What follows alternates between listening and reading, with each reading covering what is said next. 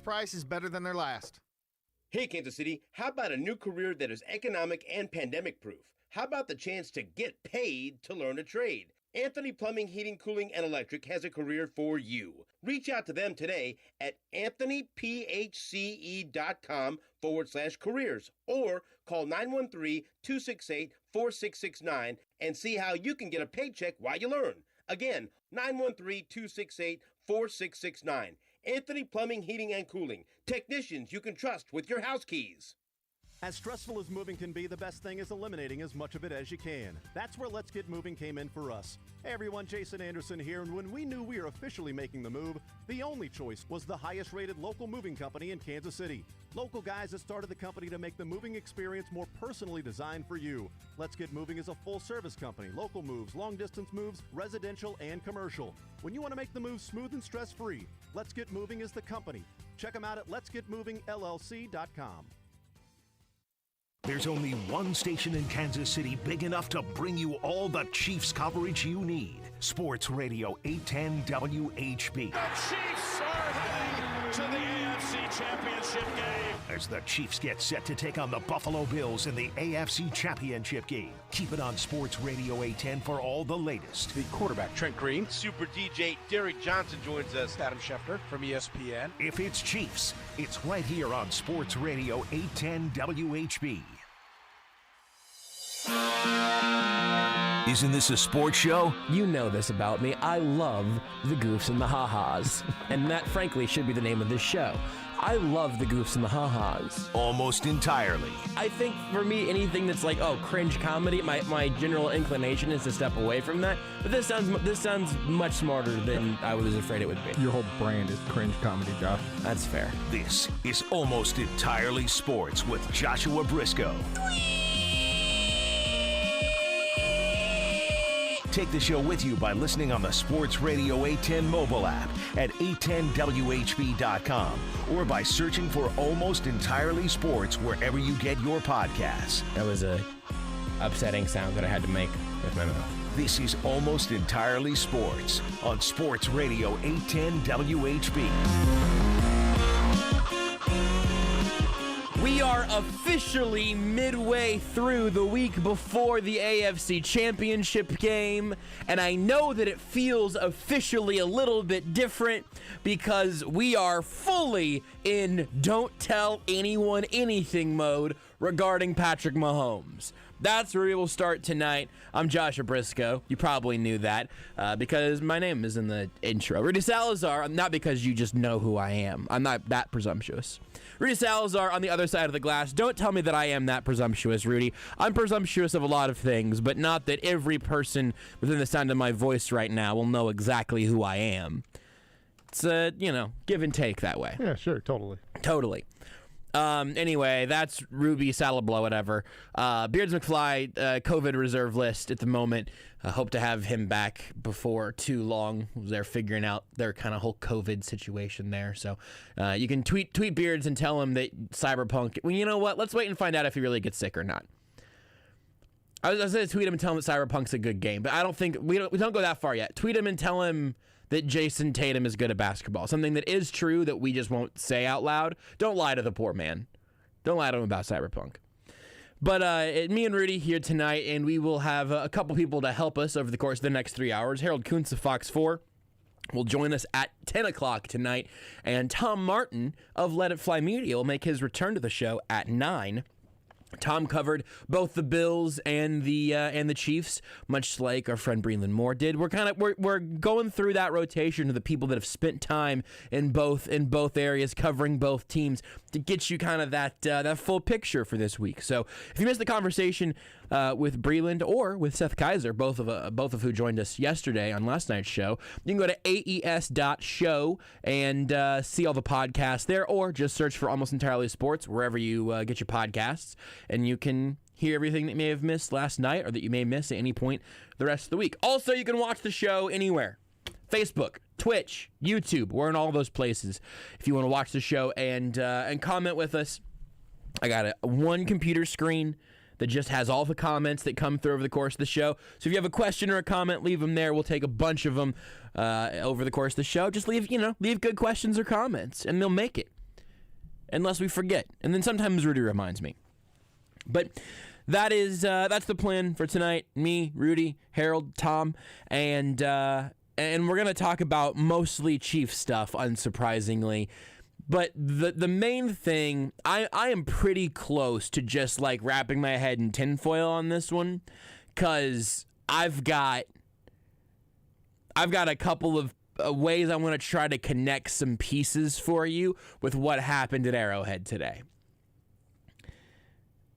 Moments before practice starts, I was not out there for this. I've not been out at practice this year because of COVID. But moments before practice starts, practice gets moved indoors. Like right before. I heard on the presser call after the fact that was supposedly because of the wind, which it was very windy. I went out and shot a video in the parking lot right after that, and I'm wearing a hat. This was not a day that my hair was going to challenge the wind. I'll put it that way. It was windy. I don't think I've also ever heard of the Chiefs moving practice indoors because of wind. If it's a light rain, they'll go outside. If there's a flurry of snow, I think they're typically outside because they also play football outside. Mm-hmm. I don't think it was because of the wind. I've watched a decent amount of your Wednesday videos. Yeah. I've seen you in some very windy situations. It's literally always windy. Every Wednesday seems to be a very windy day. Yeah, and Arrowhead is a windy they're place. Always outside on those Wednesdays. That is true. That is an excellent point. Yeah, today, I'll tell you what. Today may have been it was one of the windiest days that I've done the video out there, which should be up on the 810 socials tomorrow morning if you're interested in that. Today was very, very windy. It's also been very, very windy on Wednesdays before.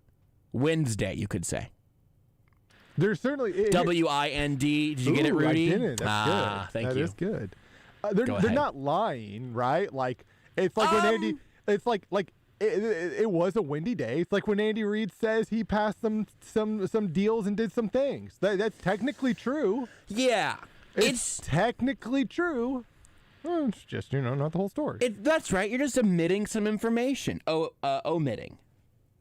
It's sort of the opposite of emitting, I guess, right? Which is kind of weird. Never really thought about that. Fun with words. But so practice gets moved indoors, which means that the open period of practice that media can usually see, they can no longer see. Important clarification that I should have mentioned ahead of time. Practice moves inside, which meant the media was not going inside with them. That is step one. Step two, after the press conferences, which we'll get to momentarily, the injury report comes out. And the first injury report has a bunch of guys as limited participants in practice, including Sammy Watkins, Clyde Edwards-Helaire, both obviously great pieces of news. You want to have both of those guys back for the AFC Championship game, if at all possible. Willie Gay did not practice. Bashaud Breeland in the concussion protocol was limited. And Rashad Fenton was back on a limited basis. But at first, Patrick Mahomes was listed as a full participant with the rare concussion/toe injury designation, which obviously this is not the case, but it is kind of funny to me to imagine that had to come from the same sort of circumstance. And not even like, you stub your toe and then you fall over and hit your head, although that could be kind of funny. I mean, like, you stub your toe so hard it rattles you to your brain. Concussion/toe is like a Tom and Jerry injury. Like, Tom steps on the rake in the lawn and it comes up and it smacks him in the head, but it also impales his toe. That is a cartoon injury designation. But Breeland, Edwards-Helaire, Fenton, Watkins, all listed as limited in practice. Willie Gay did not practice. And Patrick Mahomes, quarterback, concussion/toe, FP, full participant. That was the injury report the Chiefs put out. Then they put out a revised injury report. I think our friend Matt Derrick was the first on Twitter to say that the Chiefs were about to issue an updated injury report. On the second edition of the injury report, Patrick Mahomes was listed as a limited participant. Now, what happened there? He didn't unpractice. But what I saw a couple of people kind of get at this on Twitter, and then I'm going to add my own, flavor here. But the logic is that you cannot be a full participant in practice if you've not cleared the concussion protocol, which makes total sense. Also, today was a limited practice in its own way. That's basically how Andy Reid described it. We'll hear that clip from him in a second. I think that's the one that we should have ready to go. But I do have two Andy Reid clips, but I have the one that is the answer to Adam Teicher's. I think that's the one that I wanted. If for some reason it's not, I have the other one that is about Patrick and in the protocol stage. So there's Patrick on how he looked today, and then Andy Reid on Patrick in the protocol stage. Excellent. I think the first one will get the job done. One of the two will work.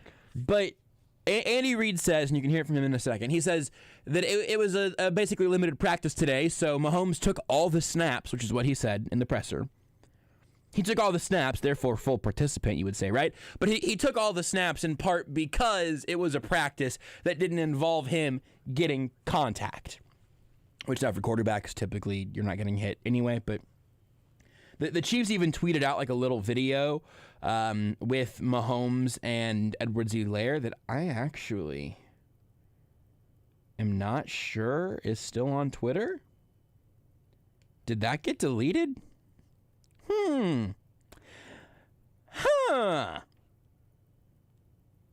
I quote tweeted it, so I'm gonna go see if I get a little "this tweet has been deleted" sort of thing from my quote tweet there, because that would be a little bit of yeah, it sure is interesting.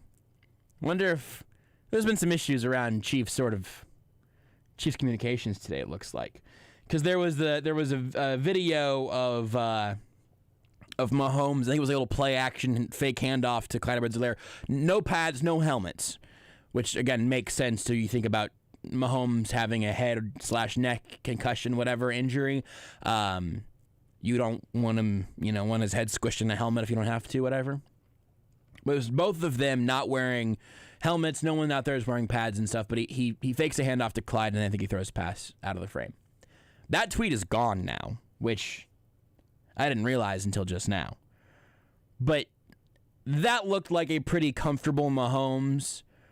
And for the Chiefs Twitter account to have tweeted it at all makes me think that they're pretty sure it's okay to use some Patrick Mahomes promotional materials, although the fact that it came back down again is pretty interesting. But because it was a limited sort of practice, Mahomes was fully participating in it, and then was listed as being a full participant because he did everything you could do in a limited practice, but because he is still in the protocol, he cannot be a full participant. And so that's a little bit of a I don't know, tiptoeing around kind of all the terms and the listings, a little give and take of what did he do, what didn't he do, and all of that. But here's Andy Reid talking about how Mahomes looked when he was out there today and how much he was able to do. Yeah, so he looked good. He's just he's in the protocol, so there's only certain things he can do, and it's a limited basis. But today is a little bit limited practice, so this fit right into what he could do, and but he took all the snaps, and he feels good. So I mean, we're just going to follow this protocol as close as we possibly can. So he's limited, but he took all the snaps, but the practice was limited. You probably get it at this point. But that's the little do-si-do that we've done around all of this stuff today. Practice moves inside. He was a full participant in a limited practice, so he's a limited participant because he has to be. This is all pretty good news in the grand scheme of things. Now, the fact that Clyde and Watkins and all of those guys were limited on a day that was limited, I don't know if they just got their books in order there. Here's the thing. Here's the truth of it. Tomorrow is going to be a way brighter beacon in terms of what's coming next. I think last week, I think Watkins and Clyde, maybe both even, were either full or more of a participant on Wednesday, which makes more sense in retrospect if I do have that right. That they did more in a day where they had to do less. They did a larger percentage of the stuff in a day with less stuff, essentially. That actually makes a lot of sense. But it's just sort of led to this static of information today, trying to figure out what's actually going on. So, let's do the other Andy Reid clip here, Rudy, about where Mahomes is at specifically in the protocol, because that's the next question. That's the thing that I would love to be able to answer, and Andy Reid doesn't really answer. I think this was Soren's follow up to this, because I remember him saying, giving Andy Reid permission to tell him to buzz off or whatever. So it was none of his business. But here, this is a little bit of a glimpse, not the full picture yet, but a little more information on where Mahomes is in this process right now. Yeah, well, it's whatever day we're in here, so it's that they kind of base it off of that. He's done well up to this point, and they just progress you through the day. So today was, limited work and no contact, I think, was the schedule for today. So that's kind of what we're doing on Wednesday. So it fit in perfect with that. So there you see how it all lines up, why there could be some confusion about limited or full participants. He was a full participant on a limited day. That's the gist of it there. Which, again, is a good sign, because if he was able to do that today, he should be able to advance to the next stage tomorrow, and tomorrow should be another stage of practice that he gets tested on. And if he's able to do everything tomorrow, then he's able to do everything on Friday, which will be a lesser intensity day again, I'd imagine. And then he's riding clean as a questionable listing into the game this weekend. That's my guess at this point as to how this is sort of most likely to play out. Real fast, just because I pulled it up. For last week, Sammy Watkins did not practice the entire week, but Clyde Edwards-Helaire was a limited participant on Wednesday. That's right. Did not practice on Thursday, and then was listed as questionable on Friday. And so Sammy, though, was out the entirety of the week. Okay. But there's a little bit of a through line there in terms of, like, was able to get on the field on a day where they were asked to do less. They weren't going to put Clyde out there to get hit in practice on Thursday, essentially. So he wasn't going to be good to go. The full participant, limited practice, whatever. Today's thing does not mean rubber stamp good to go for Mahomes for Sunday, but him being a full participant tomorrow probably does. That would probably mean he's essentially exited out of the protocol, or is very much aligned to do that on Friday. And I would assume, I wouldn't be surprised at all if tomorrow he wasn't still technically another limited participant with the expectation. So, like, even if he's a limited participant tomorrow, that doesn't mean he's obviously out for Sunday. Friday's the big deal, the big day. Also, if he's a limited participant on Friday, I also don't think that necessarily means he's out on Sunday, because I have a hard, because I know, like, again, like Andy Reid, and being a limited participant's different than being out. Andy Reid's philosophy is typically you don't practice on Friday, you don't play on Sunday. Something tells me if Patrick Mahomes was cleared on Saturday, full ready to go, if he was cleared even on Sunday morning, good to go, I got a feeling he's going to play. I think he'd probably play. And my hunch is that he would play. And part of that is because I think if Patrick just decided one year, like, hey, I'm going to do the Plaxico Burress here, I'm not going to practice during the week, but I'm going to play on Sunday, I think he might still be an MVP candidate. Probably. I wouldn't fight Kinda that. Good. But there you go. There's your sort of overview of the news of the day in terms of what you can reasonably expect. We're going to have to do a whole lot of figuring stuff out as we go still, but that should sort of prop the door open. If you, someone on Facebook said, who are we kidding? Mahomes will play. NFL's big business. They want their star players playing. That's true. I mean, they also didn't force him back out there against the Browns. Maybe that wouldn't have been a battle worth taking. And I do think that pretty much everybody except for Bills fans wants Mahomes to play in this game. You also do. It's funny just the way that because I don't necessarily disagree with that, but the way that we talk about specifically head injuries is so interesting because we just sort of at least we assume there's at least some amount of mental capacity and like choice making that comes into play there, because Mahomes had his kneecap on the side of his leg, but if that would have happened in the divisional round of the AFC playoffs last year, he would not have been back for the AFC Championship game. But there's not a way to get him back out there, air quotes, with a knee issue. The NFL would have loved Tom Brady to have never torn his ACL, but he did, and then he missed that whole year, right? My point is that I think the idea that, they'll get him back out there, it's big business, sort of discounts what head injuries, like, literally are. But if it's something that you feel like you can function through, If Patrick Mahomes is out there and he's got glassy eyes in the huddle, I do not think he's going to continue playing or be playing at all.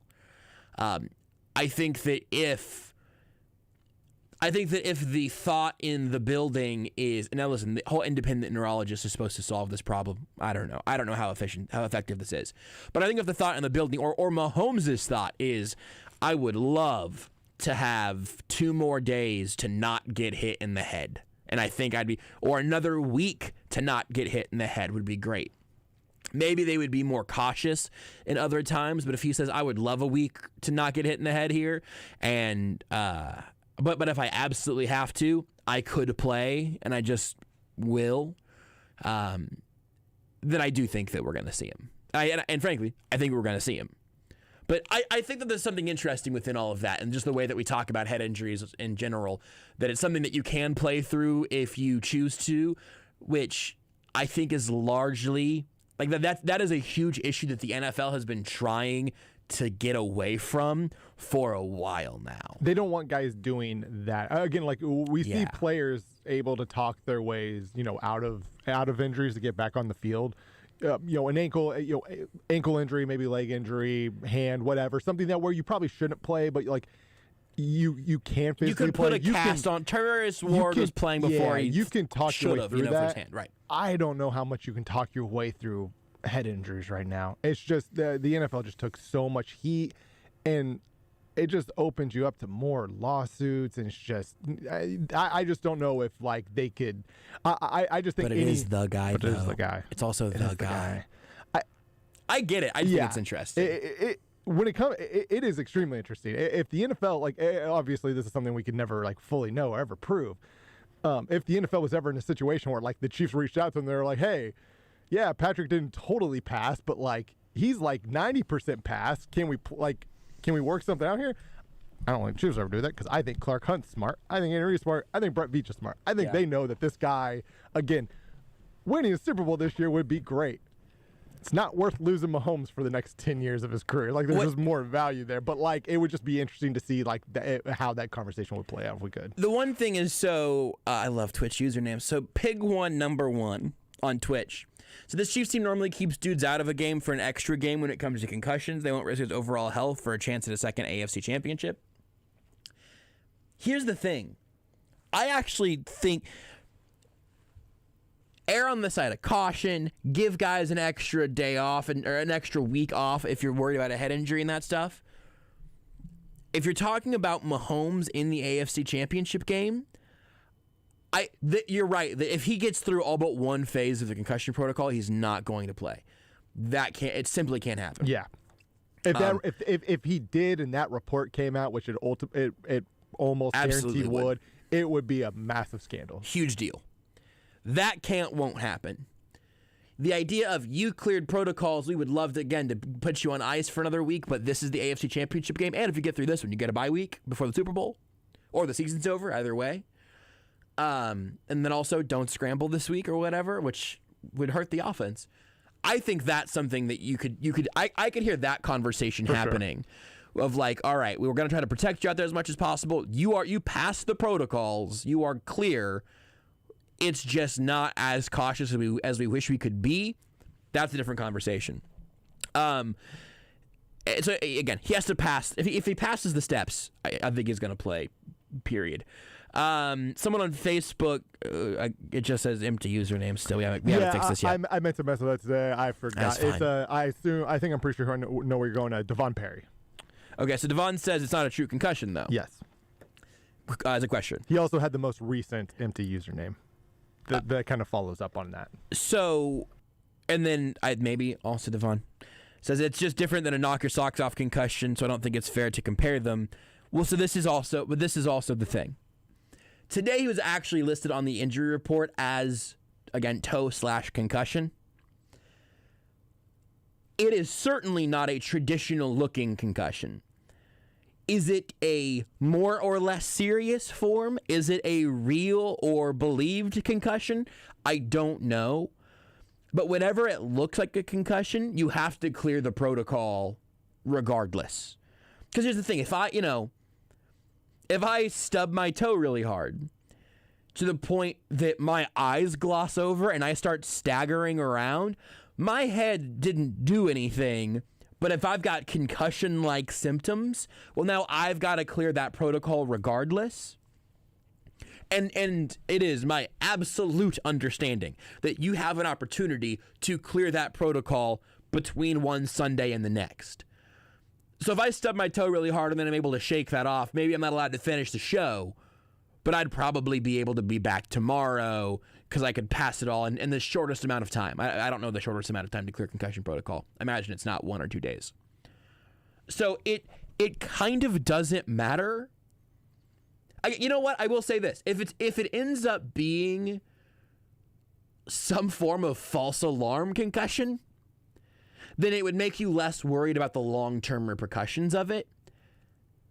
But the other thing is that, whenever it's not like you can't really do an MRI like you would on some knee tendons and say, oh, actually, we got lucky here. Like the Chiefs can know exactly what the issue with the toe is and like what the treatment is, because you can just put the toe into a machine and the machine just tells you, hey, here's what's up. We find out about CTE whenever there are autopsies done. You're just not going to be able. You cannot accurately assess. In my understanding, I'm not a doctor, but I've listened to doctors. I watch Grey's Anatomy. I'm basically a doctor. 16 seasons now. No kidding? Yeah, I've seen too many episodes of Grey's Anatomy. You've watched it all? Yeah. No kidding? Yep. All right, put a pin in that. Don't let me forget to ask you about watching 16 seasons of Grey's Anatomy. I think they're on season 17 currently. It's either 16 or 17. It's just a tough thing to gauge. That's just the truth of it. And again, the issue there is that if it looks like a concussion, you enter the protocol, and then if you clear the protocol, you can play. If the Chiefs want to give an extra week, or maybe in a more perfect situation they would have, and here maybe they don't. Here maybe they do. Maybe they say we'd rather deal with this with Chad Henne rather than risk this because you're still concerning us for whatever reason. That's fine. It's just way more difficult to guess, for lack of a better word, how serious it actually is.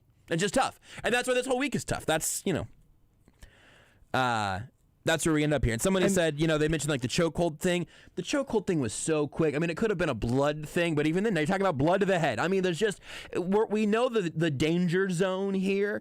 And so they have to go through the steps to try to get the best read as to what actually happened and what the repercussions are and what the repercussions would be of him playing on Sunday. I mean, here's the thing. There's worst case is that he goes through the concussion protocol and essentially, or best case is that he goes through the concussion protocol without a concussion. I would rather him do that. He stumbled on the field. Again, this is our $500 million quarterback. Well, let's just play it safe a little bit. Again, I'm not saying that he shouldn't play this weekend, but let's just go through this protocol and make sure his head's good to go. Right. What I would rather not do. Why that seems to almost be like this controversial fact. Like, hey, can we not just make sure he's good? Yeah. What I would rather not do is say this Facebook comment, that Mahomes is not a sit on the sidelines kind of quarterback, and it's not a concussion. You don't know that. We don't know that. We don't know that it's not a concussion. Just to be honest, we really don't know. He was listed with toe/concussion on the injury report today. He's in the concussion protocol. We just don't know. I'm not saying it might not be a concussion. It might not be a concussion, but we don't know. And saying, okay, so he sat on the sidelines whenever his knee was healing. Should he have come back a week sooner, or does that make him a sit on the sidelines kind of quarterback? I think that differentiation is silly. Yeah, he's not tough enough. I just don't think that's.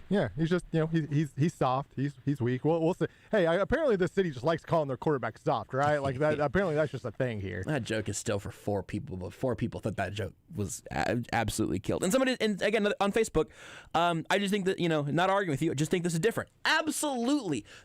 But my pivot off of that would be to say this is absolutely different. Which is why this week has had so much of the talking in circles that we did for an hour last night and we've done for 30 minutes here today, because it is absolutely unusual.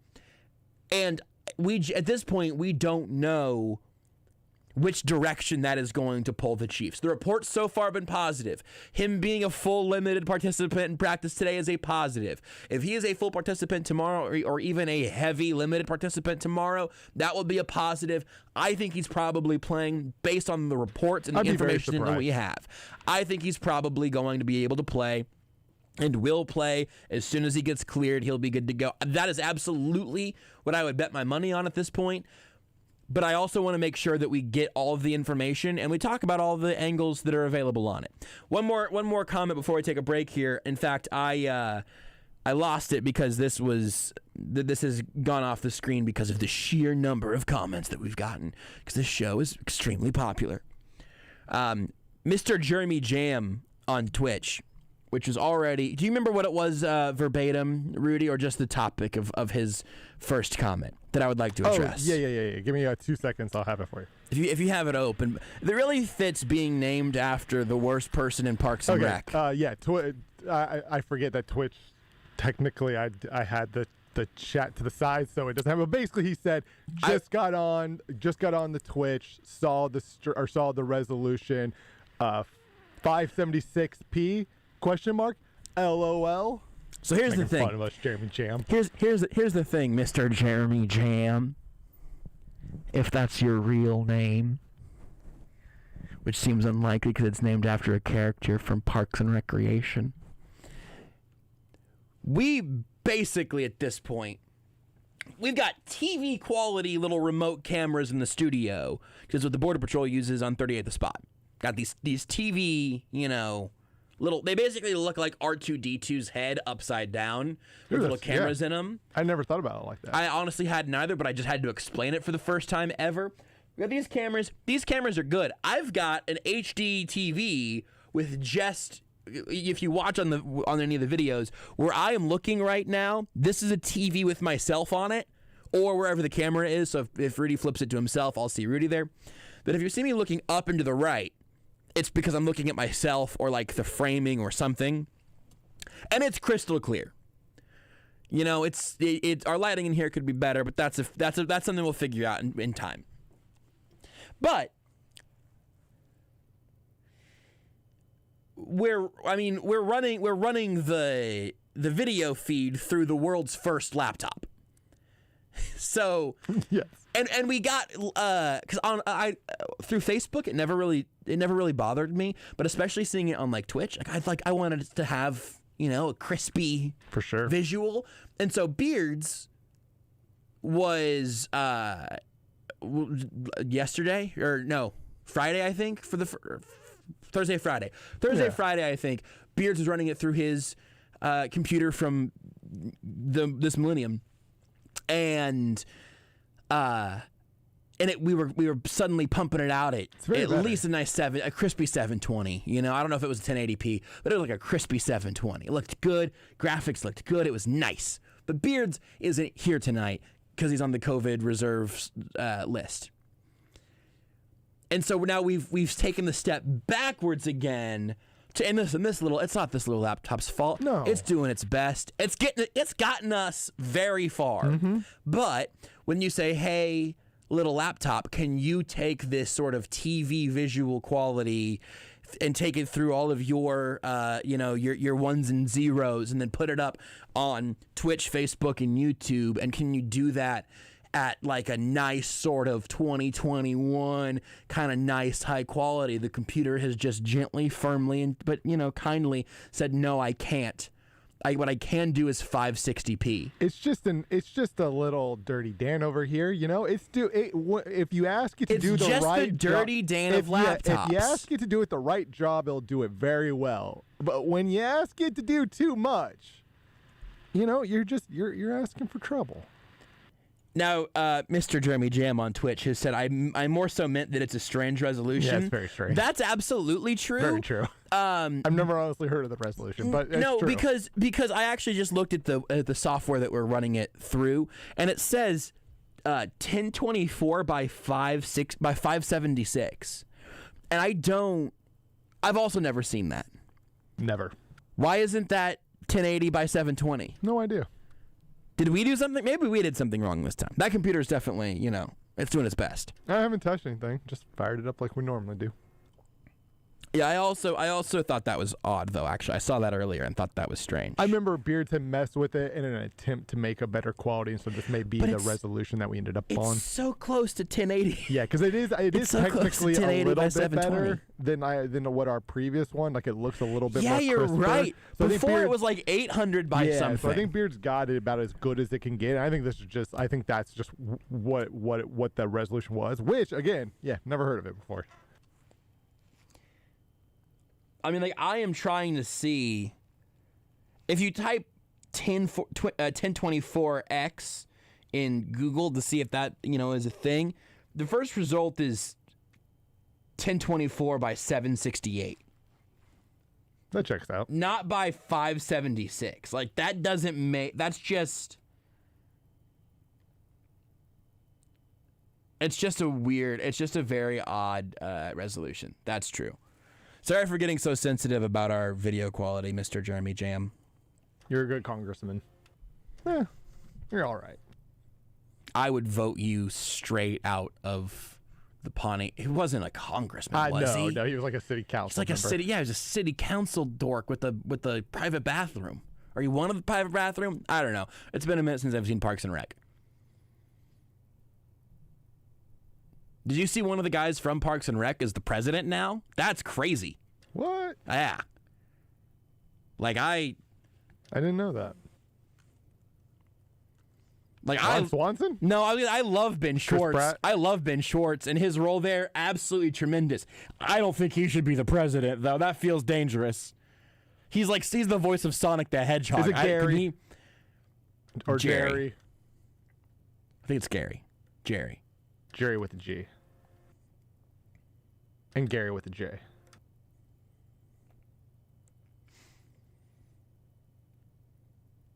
Do you think Ben Schwartz would be a good president?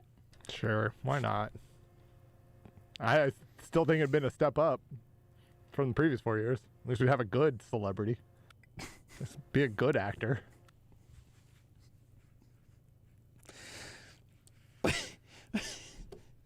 Is that just because Beards isn't here that you can just say that without Beard? Like, is it just because the building empty right now? Probably. That was Rudy's joke.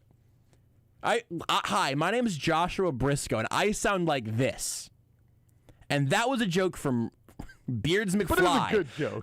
His name is Beards McFly who said that. He's on Twitter at Beards McFly. Tweet him and tell him how funny his joke was. What are we doing? It was a good joke. We should have taken a joke. We should have taken a break 25 minutes ago. Want more Almost Entirely Sports? Watch the show live on the Sports Radio 810 Facebook page. Playoff season is here, and you'll score big at Robert Brogdon Buick GMC. Save thousands below MSRP and get 0% for up to 72 months on most new Buick and GMCs. There's a huge selection, including the 2021 GMC Sierra. Plus, they have over 200 used cars, trucks, and SUVs. Rush to Kansas City's highest volume Buick GMC dealer on I-35 in Santa Fe and Olathe, or at robertbrogdon.com. On select models, must qualify and finance through GMF. For special financing, see dealer for details. Championship Barbecue is now available at your fingertips with the new Joe's Kansas City Barbecue online ordering app. Place your order for the legendary Z-Man or Rocket Pig sandwiches, slabs of ribs, or a burn-end dinner right now. It's just a few clicks from your smartphone, and your order will be hot and ready for curbside pickup. The new Joe's Kansas City Barbecue app is perfect for a weeknight dinner with a family or feeding your entire office. So don't wait. Download the brand new Joe's Kansas City Barbecue app today. Menards is your complete plumbing headquarters. Save on over 300 kitchen and bath faucets from Moen in the store and on Menards.com. Moen faucets give you a lifetime of beauty, reliability, and innovative features. Moen products are built to last. Save big on all the latest styles and finishes of Moen faucets. Now at Menards. Savings are good until January 31st. Save big money at Menards. It's Family Leisure's floor model hot tub sale. Help us move out our 2020 product, and we'll help you with great deals. Family Leisure is your one-stop shop for pool tables, shuffleboard, massage chairs, and home theater seating. Floor models all priced to go. 15 different full-size stand-up and tabletop arcade games are in stock. Pac-Man, Galaga, Street Fighter, and two-person full-size Star Wars, all on sale. Mention A10 and save more at Family Leisure, K10 and Ridgeview in Olathe. Awesome! This is your moment to take the path less traveled, to break the status quo, to stop talking about the problem and be the solution. This is your moment to shape the future. This is your moment to be the greater good. Join America. Sponsored by the Missouri Community Service Commission and the Corporation for National and Community Service. Prime Lending, Kansas City's leading mortgage company, is excited for the postseason and to continue to cheer on our hometown team towards another World Championship run. Prime Lending is ready to assist you with a winning game plan on a mortgage to buy a home or to refinance your current home. Please call or visit any of their 10 KC Metro locations. You can also find them online at yprimelendingkc.com or call 816-600-4561. All loans subject to credit approval. Rates and fees subject to change. Prime Lending, a Plains Capital Company, NMLS 13649, is an equal housing lender. Sunday, you'll hear two teams punch their tickets for Super Bowl 55 right here on Sports Radio 810 WHB. At 2, it's Brady and Rodgers at Lambeau, head-to-head in the playoffs for the first time. Then at 5:40, we'll bring you Westwood One's live play-by-play from Arrowhead when Patrick Mahomes and the Chiefs face Josh Allen and the Buffalo Bills. Your exclusive home for the AFC and NFC Championship games. Sports Radio 810 WHB. Aristocrat Motors is starting off the celebration of 2021 with the Mercedes-Benz Certified Pre-Owned event. When you buy a certified Mercedes-Benz, you not only get an unlimited mile warranty, but also for January, you can receive your first 2 payments and interest rates as low as 1.99% on select models. View our largest selection and make your choice. Aristocrat Motors, I-35 and Shawnee Mission Parkway, or online at aristocratmotors.com. Payments only from MBFS. Not all models qualify for rate with approved credit. Ends January 31st, 2021. Every weekday on Sports Radio 810, tune in to hear Kansas City's favorite local lineup. At 6 a.m., wake up with the Border Patrol with Stephen St. John and Nate Bucati. At 10, it's The Zone with Jason Anderson. Now at 2, get into the program with Soren Petro. And wrap up your day on Almost Entirely Sports with Joshua Brisco. Kansas City's hometown sports station. Sports Radio 810 WHB. This is Almost Entirely Sports with Joshua Brisco. Oh, fair. On Sports Radio 810 WHB.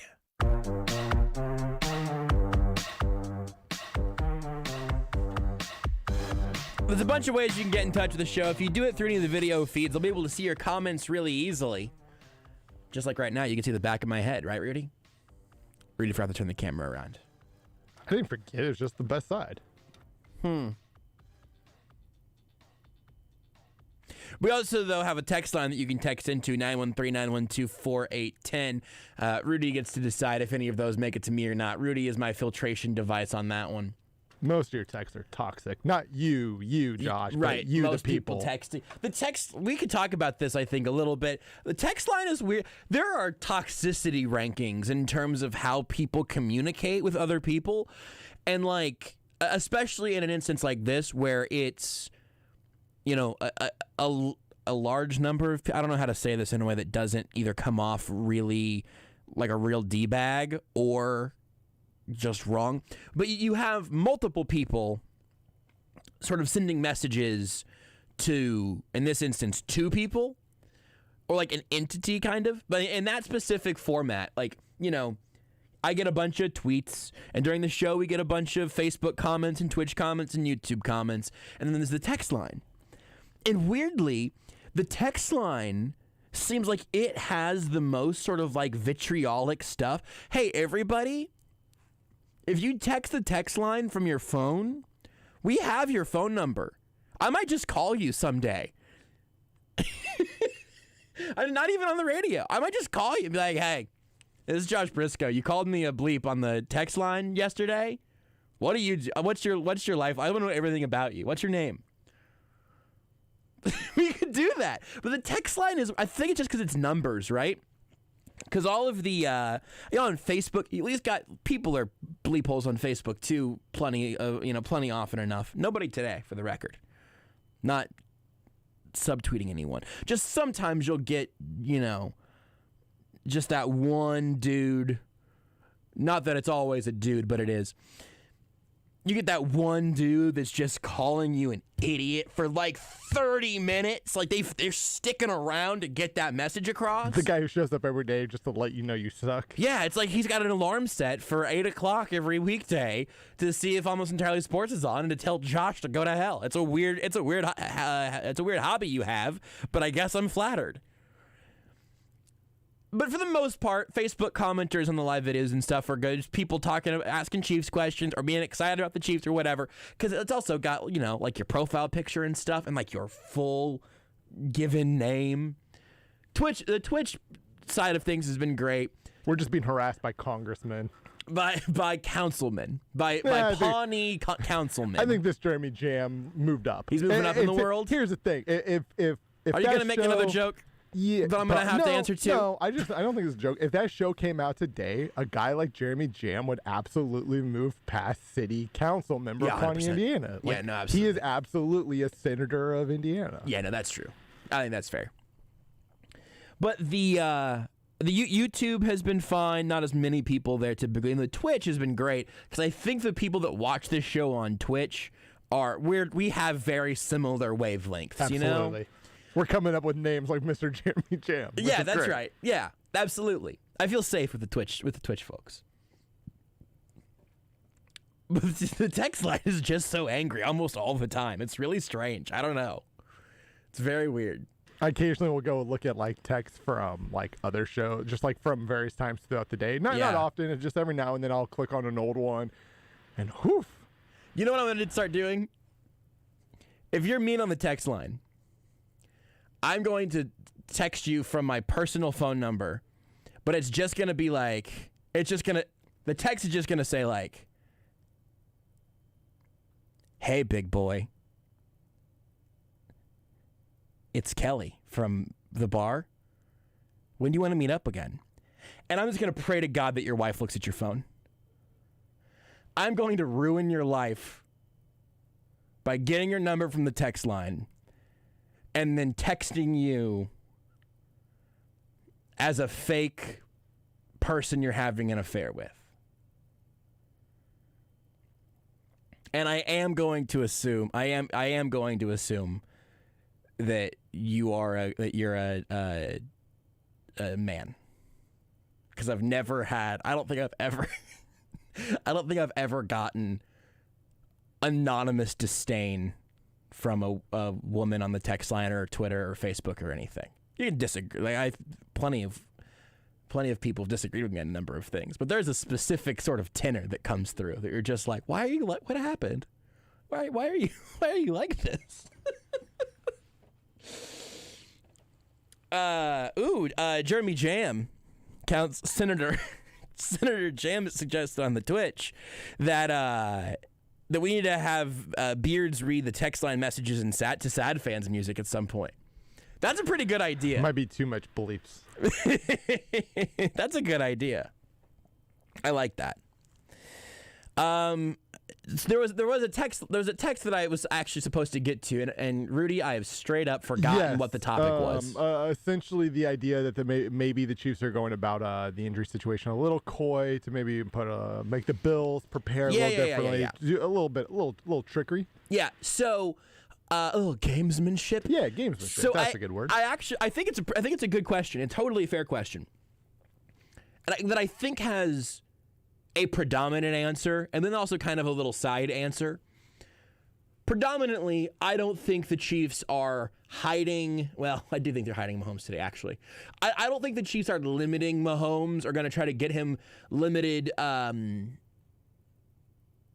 participation in practice or like keep him in the concussion protocol for longer to make the Bills prepare for Chad Henne. I do not think that they're doing that. I do think that they would like the Bills to guess where exactly he is and what he'll be able to do on Sunday. I don't think that they will officially name a starter or fully activate until at least Friday. That would be my guess. And real quick, because I think you make a good point, it's not just about whether or not he will or won't play, but it's also about what can he do if he does indeed play. Totally. Like I think that probably gets overlooked a little bit when we talk about the gamesmanship of that. But I also think that if the Bills are spending half of their time preparing for Chad Henne this week, it is incredibly foolish. And they know that. Sam Ellinger, I heard that question during the break from Rudy from the text line, and I remember seeing this tweet from Mellinger.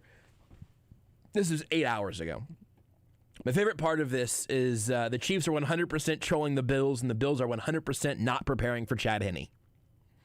And so, moving practice inside, yeah, that's them trolling the Bills. There are two reasons that the Bills should be spending 98% of their time on Patrick Mahomes. One is that I think he's going to play, just based on what we know at this point. Assume he's going to play. The second reason is, how does your defense change if suddenly Chad Henne is playing and Patrick Mahomes is not? The inverse of that, how does your game plan change if Chad Henne is playing where you're prepared for Chad Henne, but then Mahomes starts playing? That's a big deal. The inverse, though, honestly, I don't think it changes that much. It just gets easier. Some of the deep stuff will probably be limited, but we saw Henne uncorked one that got picked off against the Browns. Well, that was Andy Reid's fault. And Andy Reid took responsibility for that? Sure, yes. Because he called the play that only had one route on it, and he had to throw it. Yes, absolutely. That was facetious. But Andy Reid did take blame for it, which is just a very Andy Reid thing to do. But I think the Chiefs' offense would stay relatively similar schematically, maybe some more screens and stuff. But I think it would stay relatively similar schematically with Chad Henne coming in for Patrick Mahomes, because I think we saw it look pretty similar against the Browns. A week to prepare, maybe they do some different things. But mostly it's just like, okay, what can Patrick Mahomes do that Chad Henne can't? Run right and then sidearm throw left while pirouetting with your eyes closed. Okay, well, how are you preparing for that anyway? Oh, we were just praying to varying deities. Oh, okay. So don't worry about it then. I'm very confident that the Bills are preparing for Patrick Mahomes. And I am pretty confident we'll see Patrick Mahomes play on Sunday. It's also just an absolutely bonkers way that we've spent the first hour of these last two shows just trying to figure out what's going on with Patrick Mahomes. Because again, to the point from earlier, it is different. This is an unusual situation on an injury front, on a concussion front, all over the place. We have a Facebook commenter that we're not going to get the name for probably. I don't know, Rudy, see if you can find it. It said, "Hi, Joshua from Chiang Mai, Thailand, watching you on Facebook. Great show. Thank you. Jim Huggert. Thank you, Jim. International, baby. Show's global. All around the world, we're wondering what's going on in Patrick Mahomes' skull/neck. We're all guessing together. You're listening to Almost Entirely Sports with Joshua Brisco on Sports Radio 810 WHB. What's up, Kansas City? Jake Gutierrez here to tell you about my friends from Lightstream, a division of SunTrust Bank. Are you thinking about the high interest rate credit cards you used over the holidays? I am. When it comes to refinancing your credit cards, you've got options. But only Lightstream was ranked #1 by J.D. Power for customer satisfaction with personal loans. Lightstream's credit card consolidation loans start at just 5.95% APR with autopay and excellent credit. You could save yourself thousands in interest. You can even get your money the same day that you apply. Apply today for a credit card consolidation loan from the company J.D. Power, ranked #1 for customer satisfaction and personal loans. Plus, get an additional interest rate discount simply by going to lightstream.com/Jake. It's lightstream.com/Jake. Subject to credit approval, rates range from 5.95% APR to 19.99% APR. Include 0.50% autopay discount. Lowest rates require excellent credit. Terms and conditions apply. Offers are subject to change without notice. Visit lightstream.com/Jake for more information. A KC tradition since 1957, Hereford House is a locally owned steakhouse that has served generations of Kansas Cityans. Hereford House exclusively serves certified Hereford beef, which has been proven to be naturally more tender and flavorful than other brands. All their steaks are aged 21 days, hand-cut daily, and grilled over an open charcoal flame. This process provides a wonderful aroma and delicious flavor that cannot be duplicated by any other cooking method. Hereford House, Leawood, Independence, Shawnee, and Zona Rosa. When you want Chiefs, follow the leader. Sports Radio 810 WHB. Henny rolling out, throws it, Hill, and the Chiefs are heading to the AFC Championship game. Only Andy Reid gets it shotgun on 4th and an inch. There was no doubt with anybody. There was no flinch on the play. This is what it is. Here we go, Chad. We all knew it. Let's go. Sports Radio 810 WHB. Hey, Kansas City, Stephen St. John here to report that KC football just keeps breaking records. And now it's time for the postseason. If the Chiefs play smart, they could be headed to another championship. And if you want to play smart, see my friends at Roberts Robinson Chevrolet Buick GMC. They know you need a vehicle for the long haul. If you have a non-GM trade-in, they're offering additional conquest cash of $750 and more cash allowances. Get a deal like this 2021 GMC Acadia SUV was $44,830, now only $36,912. That's more than $7,900 off. I own a GMC Acadia and absolutely love it. It keeps my family safe, and I know it's going to be around for a long time. Go see why they just make it easy to buy a car at Roberts Robinson Chevrolet Buick GMC. Go online to robertsrobinson.com. Check them out on Facebook or call 816-630-3151 and ask for the personal shopper. GMC, we are professional grade. Schlotzsky's has just what you need to start the new year out right. All of their sandwiches and pizzas are made with their baked fresh from scratch sourdough bread.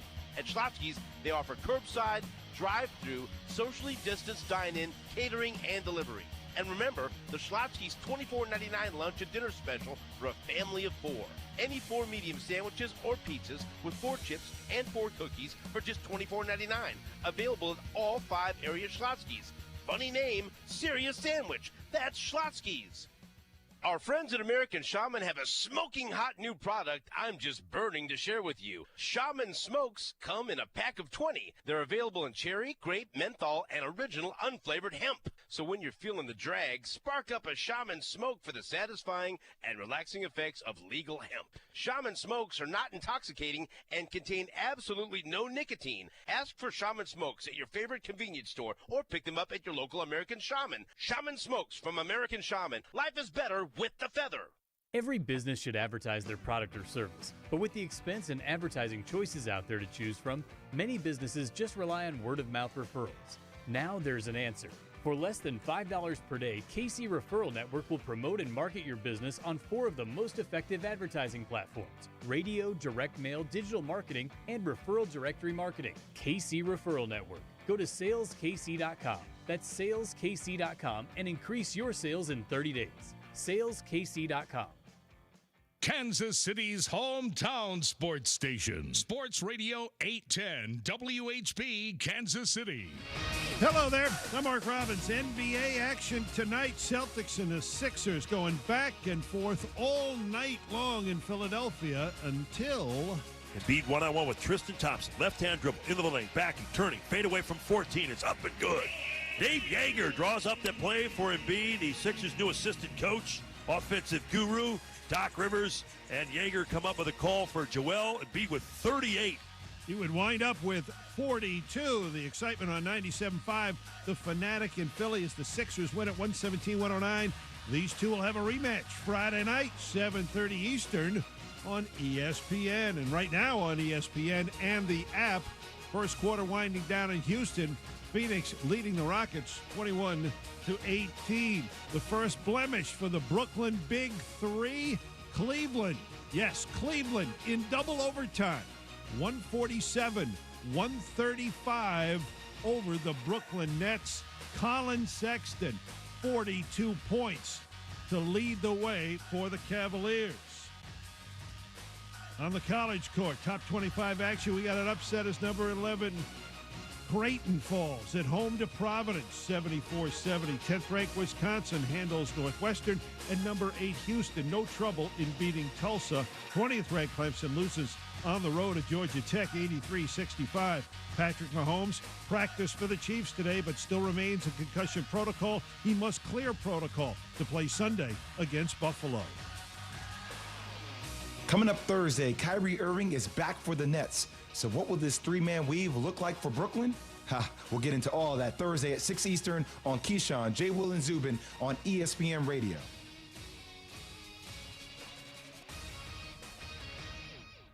You're listening to Almost Entirely Sports. This is your Wikipedia thing. If you get jackhammer, I get sausage. With Joshua Brisco. Oh, we did it! Oh my God! Balloons and confetti are falling out of the ceiling. We did it. We said a sentence that no one's ever said before. If you get jackhammer, I get sausage. Some Russian spy from the Cold War just got activated. On Sports Radio 810 WHB.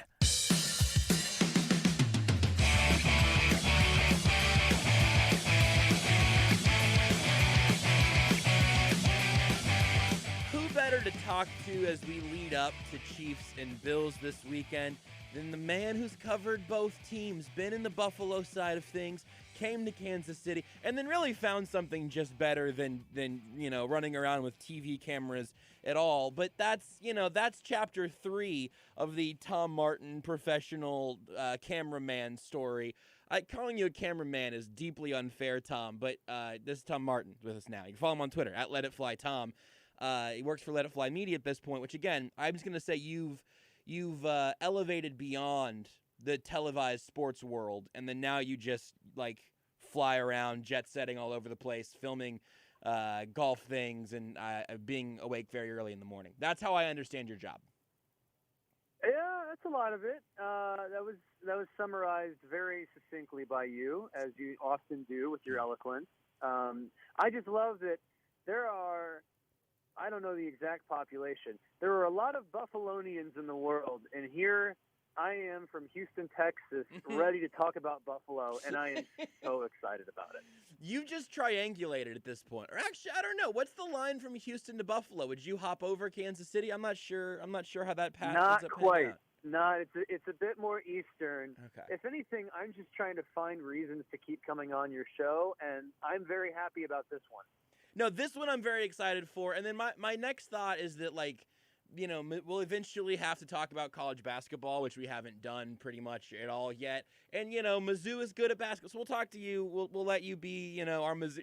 Will you be our Mizzou basketball correspondent is basically what I'm asking. Anytime you need to fill the dead air, I am ready Perfect. And willing. That's excellent. Just so you know. It really warms my heart to hear you say that. And also kind of so flippantly, it's just sort of, whenever there's a void that just simply needs voices to say sports words, that you're going to be there for me. And I'll tell you what, that's incredibly clutch. Those moments, those moments show up. And you know what else is clutch? I've lowered my rate.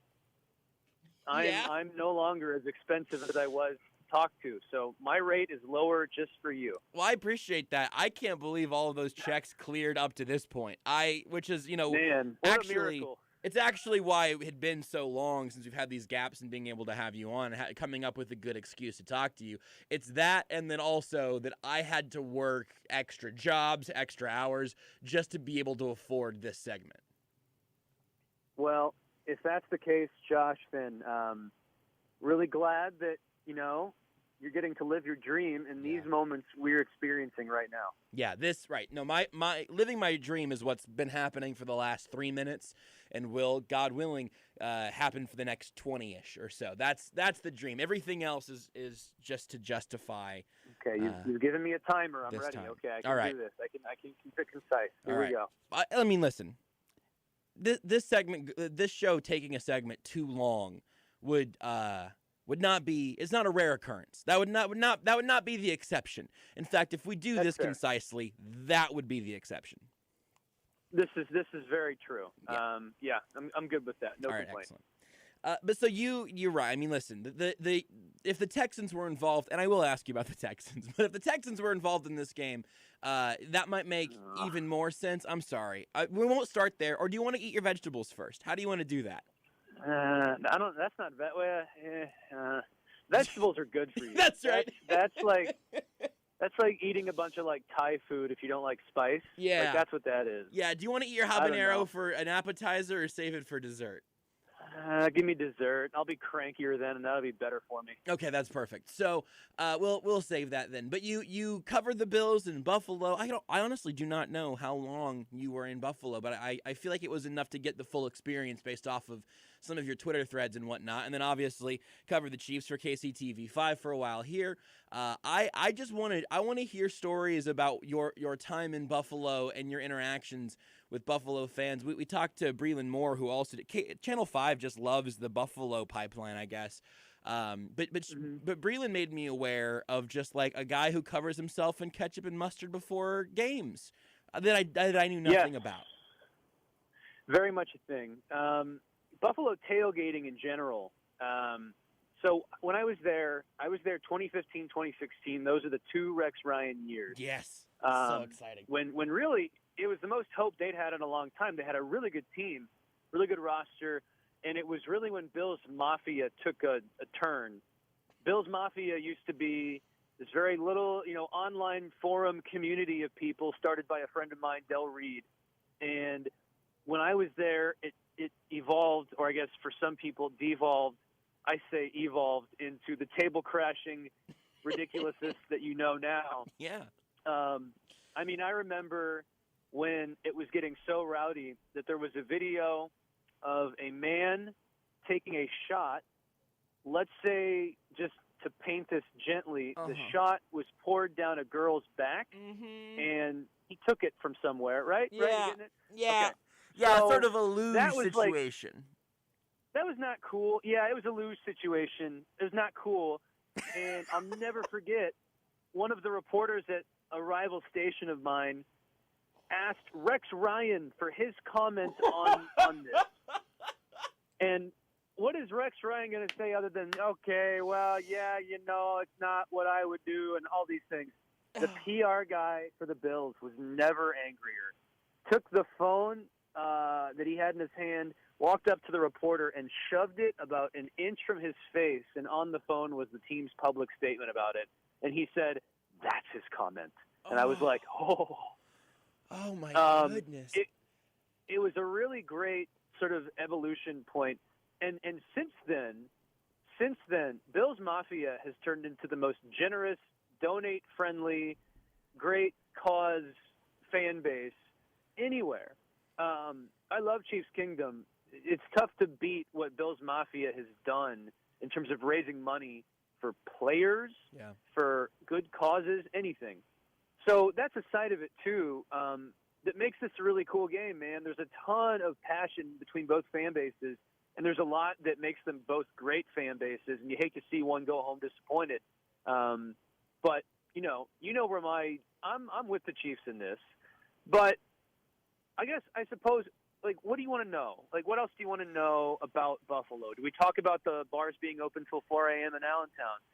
We talk about the karaoke bar I used to go to where certain Bills players might frequent. We talk about how my former boss used to stake out free agents that would go to a restaurant that the Bills brass would always take them to just to find out scoops. I got a million of them.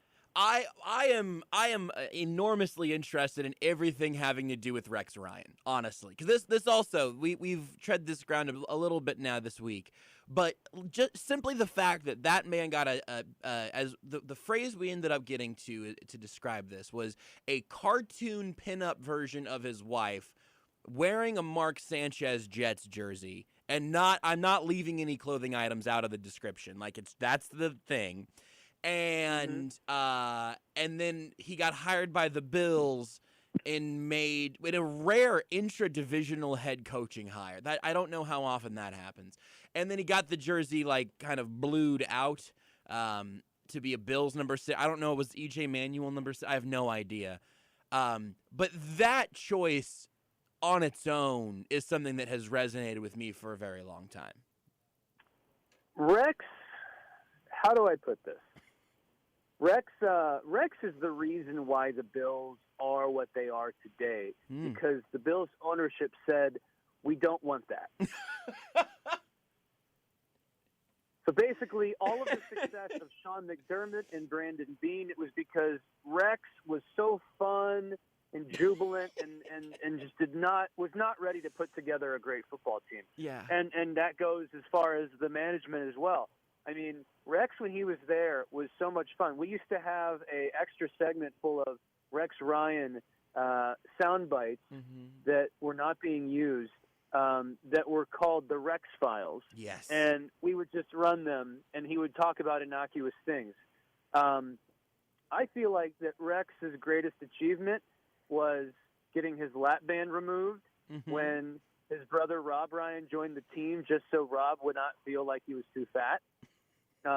Incredible move by Rex, just very unselfish to say that he's going to do that. That's so incredible.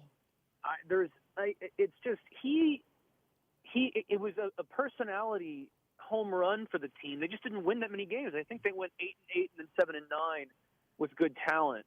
But it was so much fun covering him. Like, he one time joined in on a press conference with Julian Edelman from the Patriots, and he claimed he was Walt Patulski, who was like a 1960s Bills player, and asked Julian if he'd be playing quarterback that week. And we're all just sitting there with him, and he was very buddy-buddy about it. That was really cool. So, it was an interesting time because it was a time of real failure for the team given the expectations they had. And obviously since then they've figured it out. So also, I'm just going to kind of keep picking out spots here. You are friends with what I will call, I suppose, the godfather of Bills Mafia. Did I get that information correct? Probably fair to say. In fact, I don't know that other people would disagree with you. I mean, look, what's really cool about Bills tailgates, it's very different from Arrowhead. So all these guys are out. It's in the Bills Stadium is in a neighborhood. It's in Orchard Park, New York. There are front yards and backyards being used for tailgating. You go down neighborhood streets and they are in houses essentially. So it's not like Arrowhead where it's just this big, massive parking lot. It's really cool to see how built into the community it is.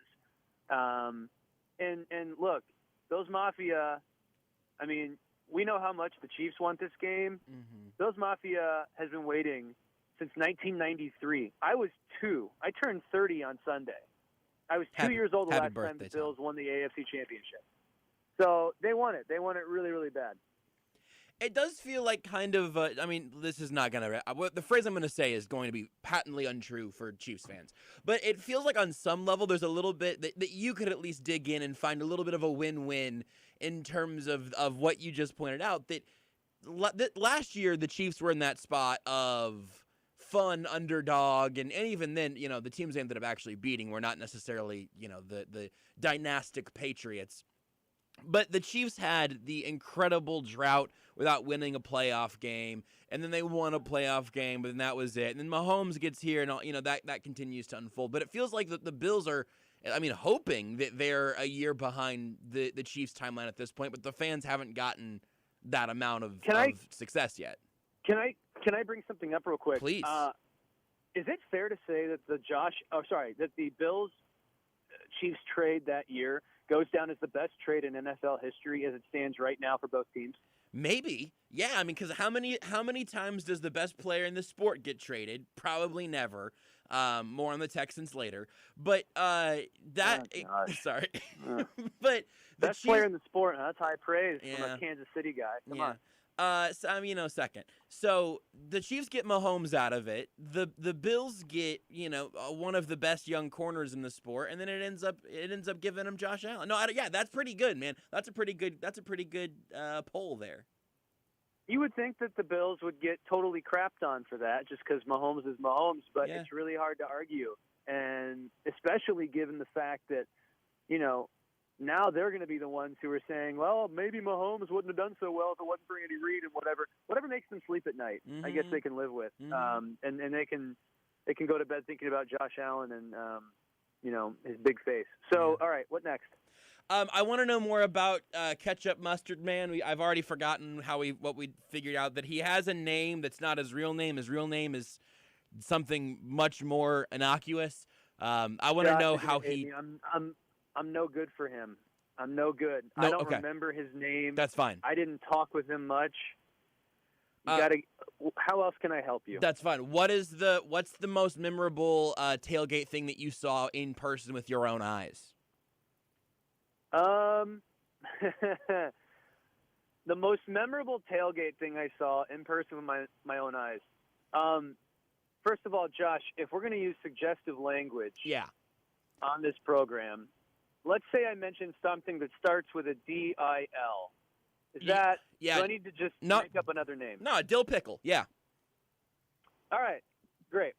So when I was walking to the game in 2016 against the Patriots at home, I was walking by all these tailgates, and someone I saw, they had it like on a table, had a dill pickle that said, it was labeled Brady's dill pickle, okay? And so we get to game time, and lo and behold, the dill pickle winds up about 5 yards shy of the end zone as the Patriots are driving in the red zone against the Bills defense, and makes national news, and the guys who threw the dill pickle are ejected from the game and banned from the stadium forever. Wow. Having seen them in their moment of pure jubilation leading up to this, knowing what they were about to do, the history they were about to write, that was a really special moment for me at a Bills tailgate.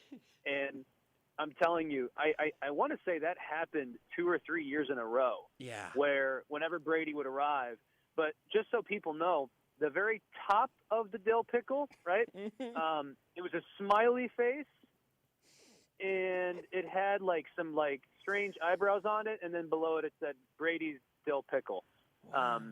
All-timer from the Mafia, if you ask me. Really, really powerful. Do you remember what color this dill pickle was? The dill pickle, the very top I mentioned with the face was pink, and the rest of it. Yeah, I think I got it actually. Yeah, I think we got it. You know what? I think we're good actually. You know what? I regret that. Good. Yeah, Good. I think. There was a bit of a bulge. Yeah, it's just clearly not fit for consumption. That dill pickle. I think we. It's like when they reference bagpipes in How I Met Your Mother. Like, you kind of get it. I never watched How I Met Your Mother. I've seen a lot of television. I never got into that though. I hope the text line gives you crap for that. I guess it probably is. That like a top 5 comedic show for you? Mount Rushmore? Comedic, maybe. The first 6 seasons are really good, and then it was on the air because it could make money for CBS. But for the most part, first 6 seasons are hilarious. You'd like it. Just get past the laugh track. The laugh track is weird. Once you get used to that, I think you'd be a fan. All right, top 3 comedic TV shows then. You give me 1 to 3, 3 to 1, your call. Dealer's choice. Number 1 is a show called Party Down that was on Starz for 2 seasons before it lost Adam Scott to Parks and Rec.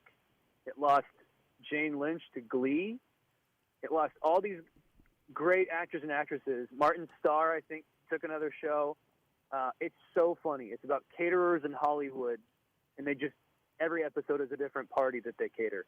I've never heard of this. This is interesting. Oh, go find it. It's outstanding. Just as far as pure comedy goes, I think How I Met Your Mother is probably number 3.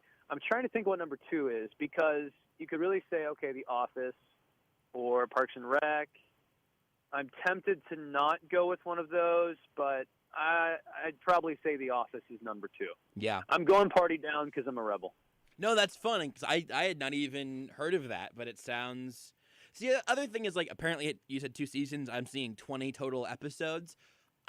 That's something that's wieldable for me. Like, that, 7 or 8. Yeah. How many seasons is How I Met Your Mother? I want to say 9 or 10. So many. It's yeah. That's so many seasons. Did you ever go back? Did you start BoJack Horseman and didn't like it? Did you ever finish it? Did you go back to it? I think I watched a season of BoJack. BoJack is interesting in the sense that it did not make me feel very good. It was very funny. Okay, I just did it. For my full me being a rebel. Okay, very good. I'm going to replace The Office, which I love. Arrested Development has to be number 2. Okay, so here, let me tell you my Arrested Development story. I had not seen it for an incredibly long time, and then girlfriend Renee and I watched the first 3 seasons of the original run, right? Like, yeah, that's like those are the best. These are the only ones. Right. So we watched the only ones there. We zipped through those quickly. It was very good. And I knew that season 4 and season 5 kind of came, through whatever the opposite of rose-colored glasses are for basically everybody. But brown tinted glasses, I don't know. But so we watched like the remixed version of season 4, which is supposedly better, but than like the original way that it aired. But it eventually got to the point where watching that, we got to the end of season 4. It felt like a part-time job. It felt like it was something that I should have been paid to do, and it was fine. It just was not great, and then I still have not seen the last season, which eventually I think I'm going to watch just because I'm kind of a completionist that way, I guess. I don't know. You're a what? Like a completionist, like a video game. In a video game, you want to get 100%. I want to see the story through to its end, even though I'm a little bit afraid now. If I could retroactively not watch season 4 and just kind of unclip after 3, I might take that door, but I don't have the Men in Black thing. You can't eat just half the dill pickle. You have to eat the whole thing. And that's exactly right. Yeah. Listen, either eat the whole dill pickle or don't eat it at all. But you take a bite. That's the thing. Yeah, is it? That's what they say. Huh. How you doing? I mean, I'm pretty good, I would say. You want to talk about the Texans? You want to talk about a real dill pickle of an organization? Are you ready for that yet? Sure. All right. Let's talk Texans. I'm so ready. I want to hit kind of all of your geographical NFL based strengths here, and this is the other one. How are you feeling, Tom, about the Houston Texans? How is that Houston Texans organization making you feel at the moment? Indifferent, because I dropped them from my fanhood. So that's really nice. That's something you can do, by the way. You can just choose to stop actively rooting for a team. It's like stopping a subscription to something, and then you can pick it back up later when you're ready for that subscription to resume. But for now, it has gotten so bad. I quit them before all this. Mm-hmm. Now, you can't quit. You can just say that you're not going to emotionally invest or tweet about the team. Right. But, at the end of the day, it's still, I grew up there. I was with them when they started. It's a very, special team for a lot of my childhood or emerging adulthood, whatever you want to call it. Mm-hmm. So it's very weird that they somehow made it worse after I already sort of quit them, after DeAndre Hopkins and trading away all the draft capital. This whole thing is insane. And it goes to show what good ownership does and then what bad ownership does. Mm-hmm. And bad ownership doesn't have a clue what to do. He inherited one. And when you're choosing Charlie Chaplin over your franchise quarterback who's 25 years old being paid $10 million next year, which is a bargain you can build a roster around, I don't know, what the explanation for that is. My hunch, before you ask me, my hunch is that they somehow find a way to make it work and hire Bieniemy and kind of go from there, just because it would be such a historic F-up. Yeah. And I don't know that they want to be part of that kind of history. And if they do, then Cal McNair is looking at the final 30 years of his life being mired by this decision. And that is such a heavy decision that I think they have to find a way to get Deshaun to play ball. And that starts with saying, we screwed up.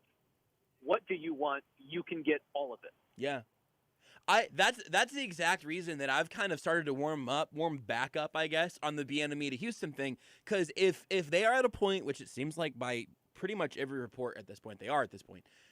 If they're at the point of Watson saying that, McNair would have to fire McNair, this isn't even an Easterby thing anymore. This isn't about the new GM.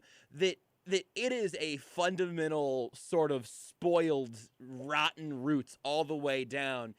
Maybe if Deshaun Watson basically got to pick the head coach, that he would just sort of commit to not doing this again next offseason. But if you're Eric Bieniemy right now, the reason that you might get that second look is because it's rotten the whole way down. I think if he gets an offer, he probably takes it, because those offers have not been as plentiful as I expected. But that's got to be tough if that offer does come to Bieniemy's table, right?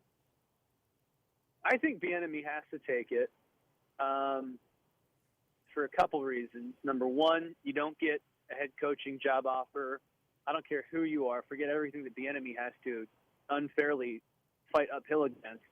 It's rare to get a head coaching offer. And number two, Deshaun Watson's, it's one thing if you're coaching. I know they have roster limitations. It's one thing if you have a good roster and no quarterback, but you have the quarterback, and assuming you're the guy who keeps him there, I think that's just, you take that job and you figure it out later. And if anything, Eric Bieniemy comes out of that, no matter what happens, having a stronger resume and having really so many people in his corner knowing the limitations up front of what he's working with besides Deshaun. I think that the big thing is where he's at in this cycle. It almost makes too much sense that they have both found themselves, I wouldn't say Bieniemy needs them as much, but Bieniemy has not been hired by 5 other teams, and you'd consider him a very strong candidate. Fair or unfair, that's just where it sits for him. Would I hire Dan Campbell over Eric Bieniemy? No. Would I hire Urban Meyer over Eric Bieniemy? No. You can debate the other guys. But he's in a position where I think if he looks at his cards, this would be a smart decision to go to Houston, even with everything there. And people know the limitations up front. There's no question about that.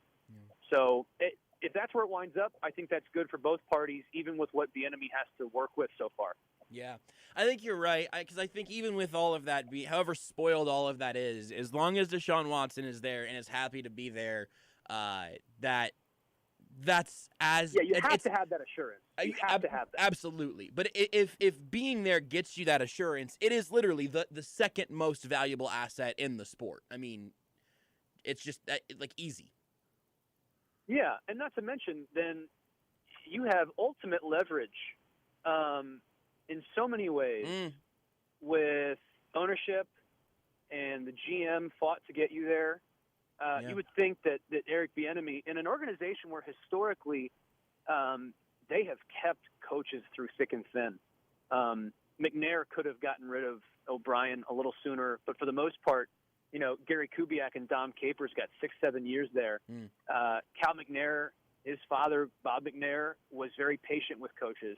So Bieniemy goes to an organization with a history of giving you a chance even if you stumble a little bit. Before all this would have happened, I'd say the Texans one of the most stable franchises to go to. So obviously things have changed, and the question is for Bieniemy, does he think that's irreparable? Or does he think that he can be a guy that with Watson can find a way to sort of mend all that and get them back where they were headed literally a year ago. Yeah. It really is incredible that it shows exactly it might be the biggest 13-month sort of burn down of an organization I've ever seen. Because I mean, if you think of where they were at just the end of the first quarter against the Chiefs this time last year and change, I was a Bill O'Brien doubter at several turns, but I don't think I could have gotten to this point in 12 months and a couple of weeks. Really good head coach, in my opinion, seriously, really good head coach, terrible GM, and trying to be GM made him a worse head coach. Yeah. And that's why, for all that people talk about with Andy Reid, you know, having personnel decisions, I really believe that Andy Reid trusts a lot of it to Brett Veach, Brant Tillis, those guys, and that just helps him focus on what he needs to focus on. He still might have a big say at the end of the day, but trying to go Belichick is just so hard because there's one Belichick, and we all kind of know that.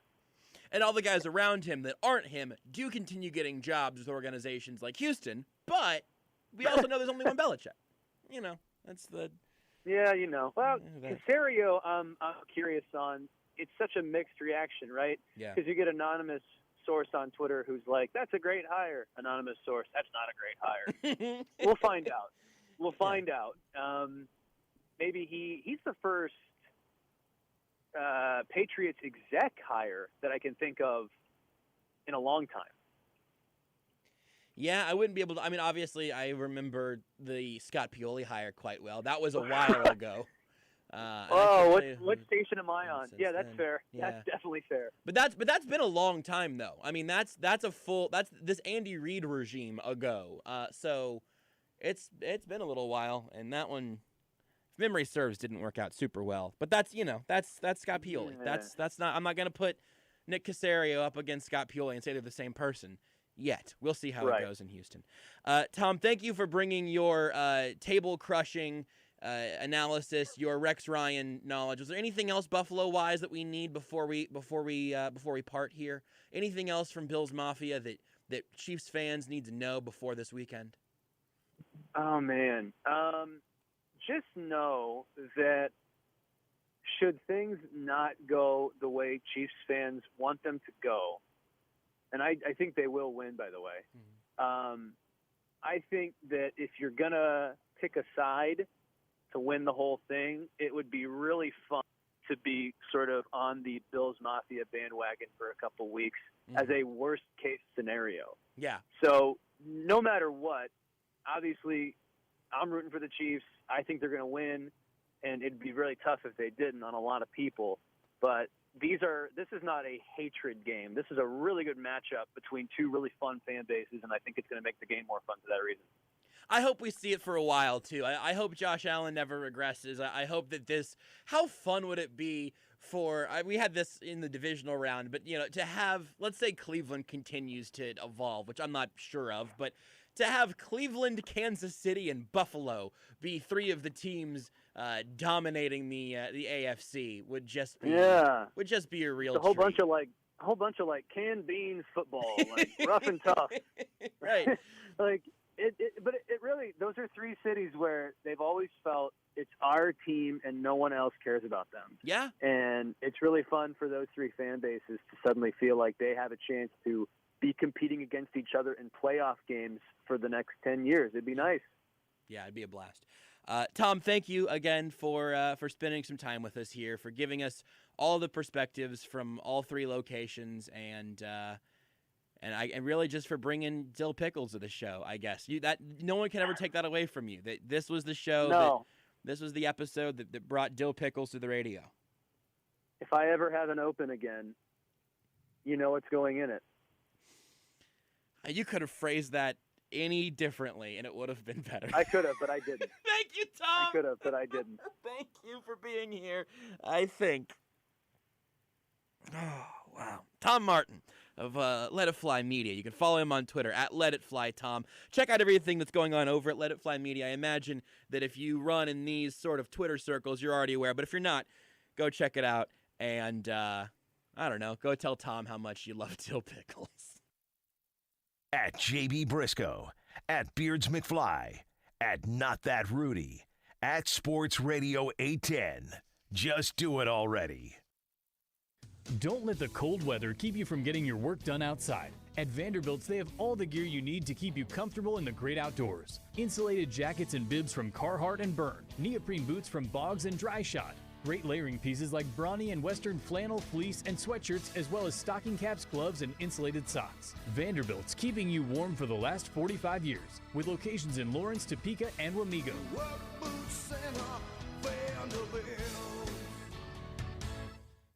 As stressful as moving can be, the best thing is eliminating as much of it as you can. That's where Let's Get Moving came in for us. Hey everyone, Jason Anderson here, and when we knew we were officially making the move, the only choice was the highest rated local moving company in Kansas City. Local guys that started the company to make the moving experience more personally designed for you. Let's Get Moving is a full service company. Local moves, long distance moves, residential and commercial. When you want to make the move smooth and stress free, Let's Get Moving is the company. Check them out at letsgetmovingllc.com. Weekends are for whiskey-soaked prime rib cooked low and slow, finished over an open flame, and boozy brunches with your besties at Red Door Wood-Fired Grill, Kansas City's #1 upscale neighborhood joint. We just have one piece of advice for when you join us. Come hungry. Everything here is made from scratch, including our legendary chicken and waffles and the best Kansas City strip you'll ever eat for $20. Prepare yourself to take a tender, juicy bite of perfection. What are you waiting for? Reserve your table today at reddoorgrill.com or download our new app. Do you take a lot of medicine or take care of someone that does? Hero is the new smart device that makes life easier by pre-sorting a 90-day supply of up to 10 different pills. Just pour them in and Hero does the rest. It's so easy to use and saves me so much time. I never miss a dose. I'm never late for a dose anymore. And that is so critical to me. It alerts and dispenses with the push of a button. Plus, Hero sends a friendly alert to you and a caregiver. Hero is amazing, but you could even live out of state with the person and still program their Hero from the convenience of your phone. Missing doses can be dangerous. Save time and take the worry out of caregiving. Hero manages medication for you. I feel better than I have ever felt simply because I have this device. Try Hero risk-free for 30 days. If you don't love it, you don't keep it. Just go to HeroRadio.com for a very special offer. That's HeroRadio.com. I'm so thankful to have it. HeroRadio.com. HeroRadio.com. Hey sports fans, Joni here, and I'm excited to tell you about the newly opened In the Zone Cryo. In the Zone Cryo will help decrease pain and inflammation, accelerate muscle recovery, increase your energy, and boost your immune system. In the Zone Cryo also offers Instasculpt fat reduction, personal training, infrared heat, compression therapy, and more. Mention Sports Radio 810 and receive 10% off your first service. Come see us at College and Metcalf. Call 913-208-4859 or visit inthezonecryo.com. Feel, look, and perform your best with In the Zone Cryo. This is Almost Entirely Sports with Joshua Brisco. Maybe you're hearing these dulcet tones for the first time because your car radio was broken and it just got stuck. On Sports Radio 810 WHB.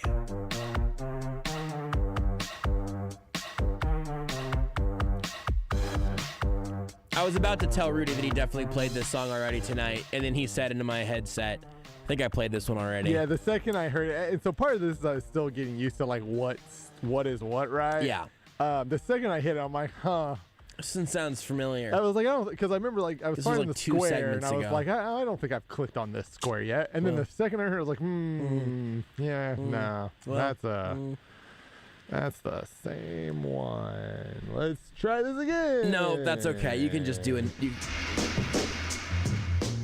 I think you played this one earlier also. No, this was yesterday, I think. Thanks again to Tom Martin of Let It Fly Media. Follow him on Twitter at Let It Fly Tom. Are you going to play another one? Somebody on Facebook has asked if they missed Sad Fans already. No. You played this one for Tom. That checks out. I actually don't know if you did or not. So you did not miss Sad Fans on Reddit. Sad Fans on Reddit is going to come around 10:30 tonight. We'll have Harold Kuntz of Fox4 on with us at 10, and then we'll do Sad Fans after that. But you have not missed Sad Fans. One thing that I completely forgot about is in the Chiefs-Bills first meeting from this year is on NFL Network right now, and I've kind of like glanced up there every once in a while, but deep in their own territory with about 5 minutes left, up by 6 points, Clyde Edwards-Helaire had a fumble that was not a fumble, because his knee had just barely gotten down. And I had forgotten about that. That had completely slipped my mind. And again, I'm not trying to like hold that against him or whatever because it wasn't a fumble, but I do wonder because that game, so much of the narrative out of that game was, oh, look at their rookie running back, look at Clyde. They drafted him in the first round, and now he's made their running game good. When in reality, the Bills were absolutely begging the Chiefs to run the ball, and the Chiefs ultimately obliged. And then a couple plays after that, there's the 3rd and 12 Mahomes scramble hits Byron Pringle, and they moved the chains when they were very nearly running into an issue there because it was 3rd and 12 there. But if Clyde loses that ball, there's a really good chance. I mean, I don't want to say the Chiefs lose the game, but the Chiefs probably get the ball back down a point with about 3 minutes left, which means they still probably win. But I had just completely forgotten about that, and the narrative of that game would have changed so completely if Clyde's knee wouldn't have been down when it was there. I would need to look back at his usage, but I wonder if that spooked the Chiefs coaching staff at all, because that's the main thing. You can look at Darwin Thompson as the case study here. The main thing that Chiefs running backs cannot do is turn the ball over. I mean, that you cannot fumble.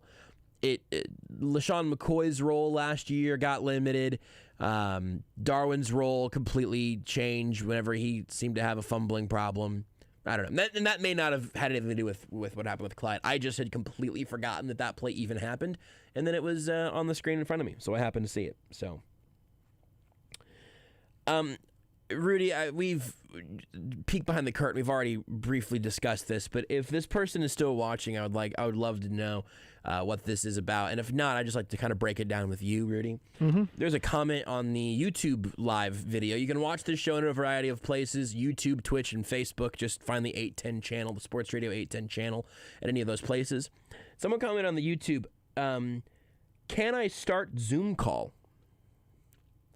And I'm just not... You know what? Yes, you can. But also... You ruined my bit. I was going to say you were going to go somewhere else. I was going to call you a coward for not answering the question that people want to know. Yes, it would have been fun. Me and the Twitch would have all yelled coward at you. It would have been a great moment. No, yes, you can start Zoom call. Yes, you may, in fact. I don't know. Can you? Yes, you must. Start the Zoom call. No, but I'm just curious. And again, if this person is still watching, I would love more information. Their name is, last name is Anderson, which makes me wonder, is this Corey or Jason's burner? Good question. Is this their burner YouTube account that we know all famous people have a burner YouTube account? Yeah, absolutely. I've got several.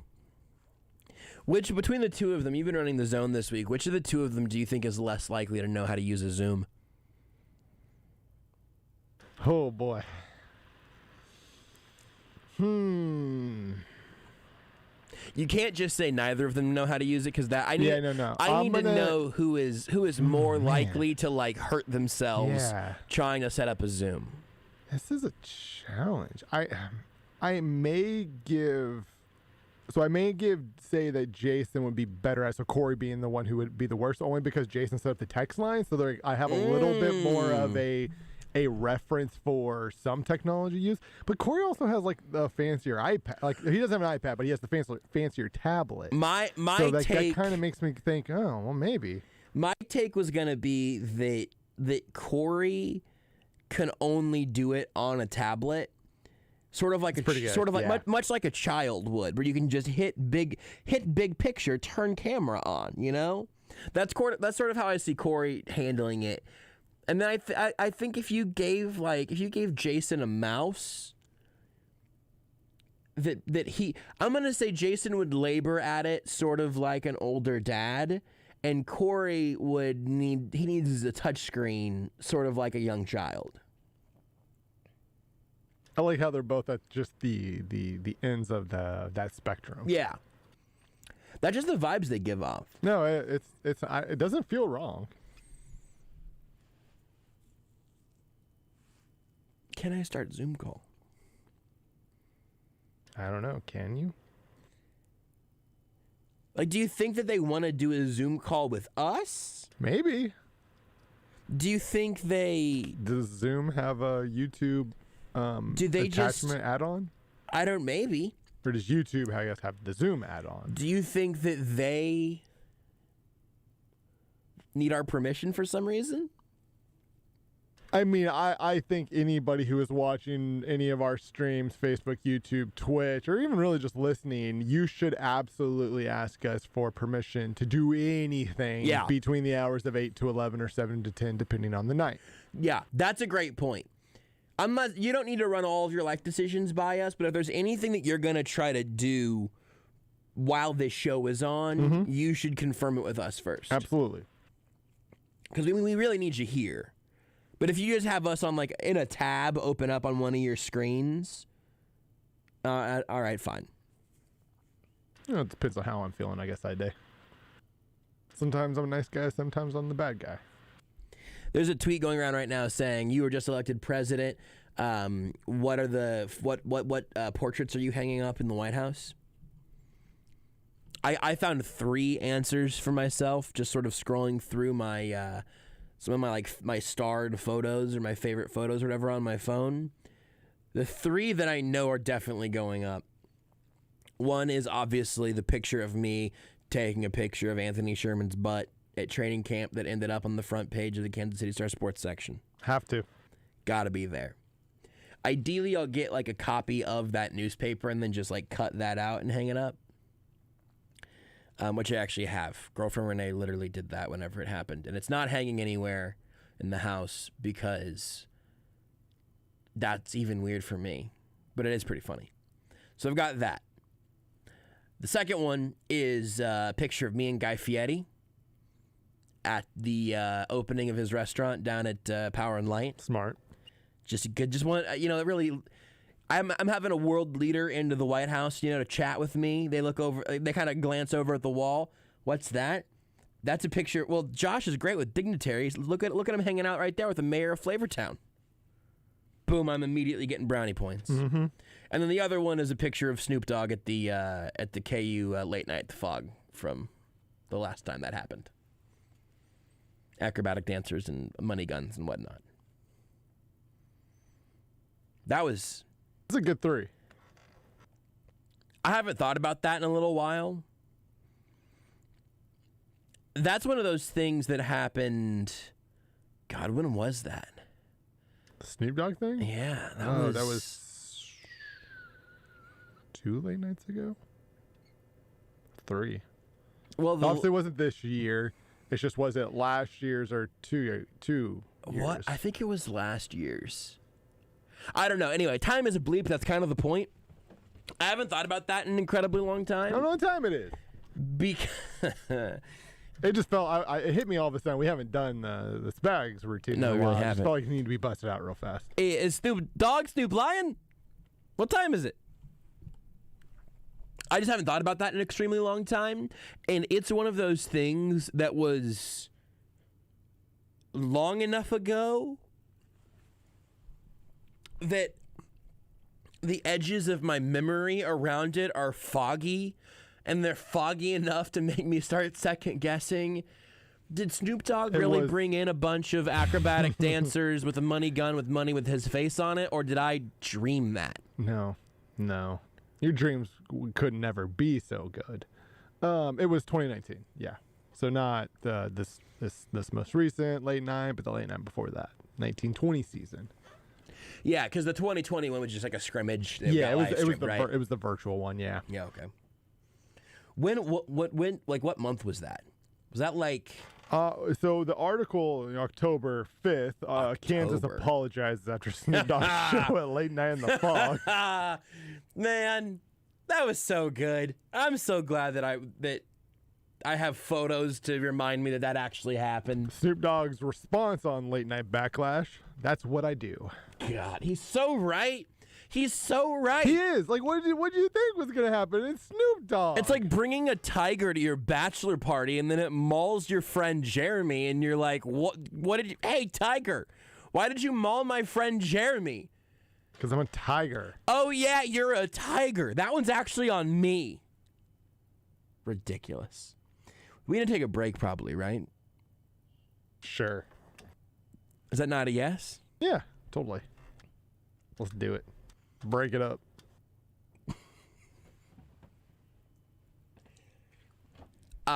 Before we take a break, I do have a question for you, though, Rudy. Are you ready for my question? I am. Can I start Zoom call? I don't know. Can you?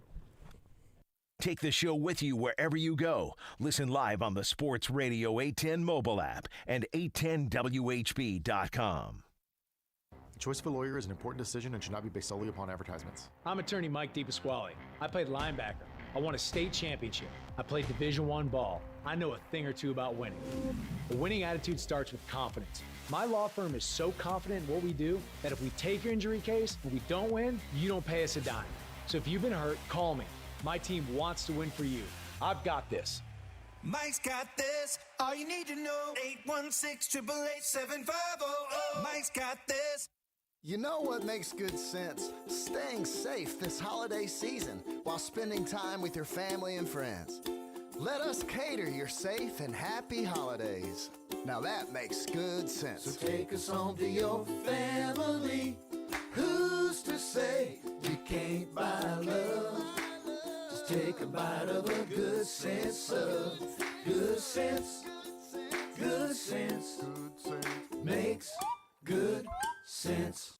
Now is the time to establish and or maintain a barrier around your house. Don't let it break down. At Augustine Exterminators, they have you covered. Augustine Exterminators is a family-owned local business since 1966. Call Augustine Exterminators today at 913-359-8627 or go online at AugustineExterminators.com. And Augustine is looking for qualified technicians. So call today at 913-359-8627. Sunday, it's the championship round of the NFL playoffs as we bring you a special doubleheader. Hi, this is Scott Graham. Join me and the rest of our Westwood One crew for all the action. First, Tom Brady duels Aaron Rodgers as the Bucs take on the Packers in the NFC title game. Then it's the top two seeds in the AFC when the Kansas City Chiefs host the Buffalo Bills. Hear the playoff picture unfold right here. Your home for the AFC and NFC Championship games. Sports Radio 810 WE. Hey, Kansas City, it's Brian Pringle with Victory Ford at the Legends in KCK. Victory Ford is dedicated to one thing, serving you. Our staff are experts in providing you the knowledge needed to make the right decision on your next car or truck. Fantastic customer service doesn't end when the sale does. Our dealership also staffs a 5-star service center with the highest rated technicians and amenities. Visit us at the Legends Auto Plaza on the southeast corner of 435 and Parallel or online at victoryfordkc.com. Victory Ford, where our first price is better than their last. Hi, I'm Rick Edelman. With the inauguration behind us, we can all expect new laws and regulations affecting the economy, taxes, student loans, trade, commerce, and more. What does it all mean for your investments, and what should you do now as a result? Get the answers in my special presentation on the election and your investments. The webinar is Tuesday, January 26th at 3 and 8 p.m. I'll show you the impact political parties have had on the stock market, and I'll also give you the 3-step investment strategy you need right now. The webinar's free. Just register at rickedelman.com. That's ricedelman.com. At Edelman Financial Engines, we've been helping folks just like you get through every election since 1986, and we can help you now, too. You'll be surprised at what I have to tell you, so if you missed this webinar before, this is your last chance to see it. Join me January 26th at 3 and 8 p.m. Eastern. Register now at rickedelman.com. That's ricedelman.com. This is Almost Entirely Sports with Joshua Brisco. Pop it, twist it, pull it, shout it, flick it, spin it, shake it, shout it, pull it, spin it, pop it. On Sports Radio 810 WHB.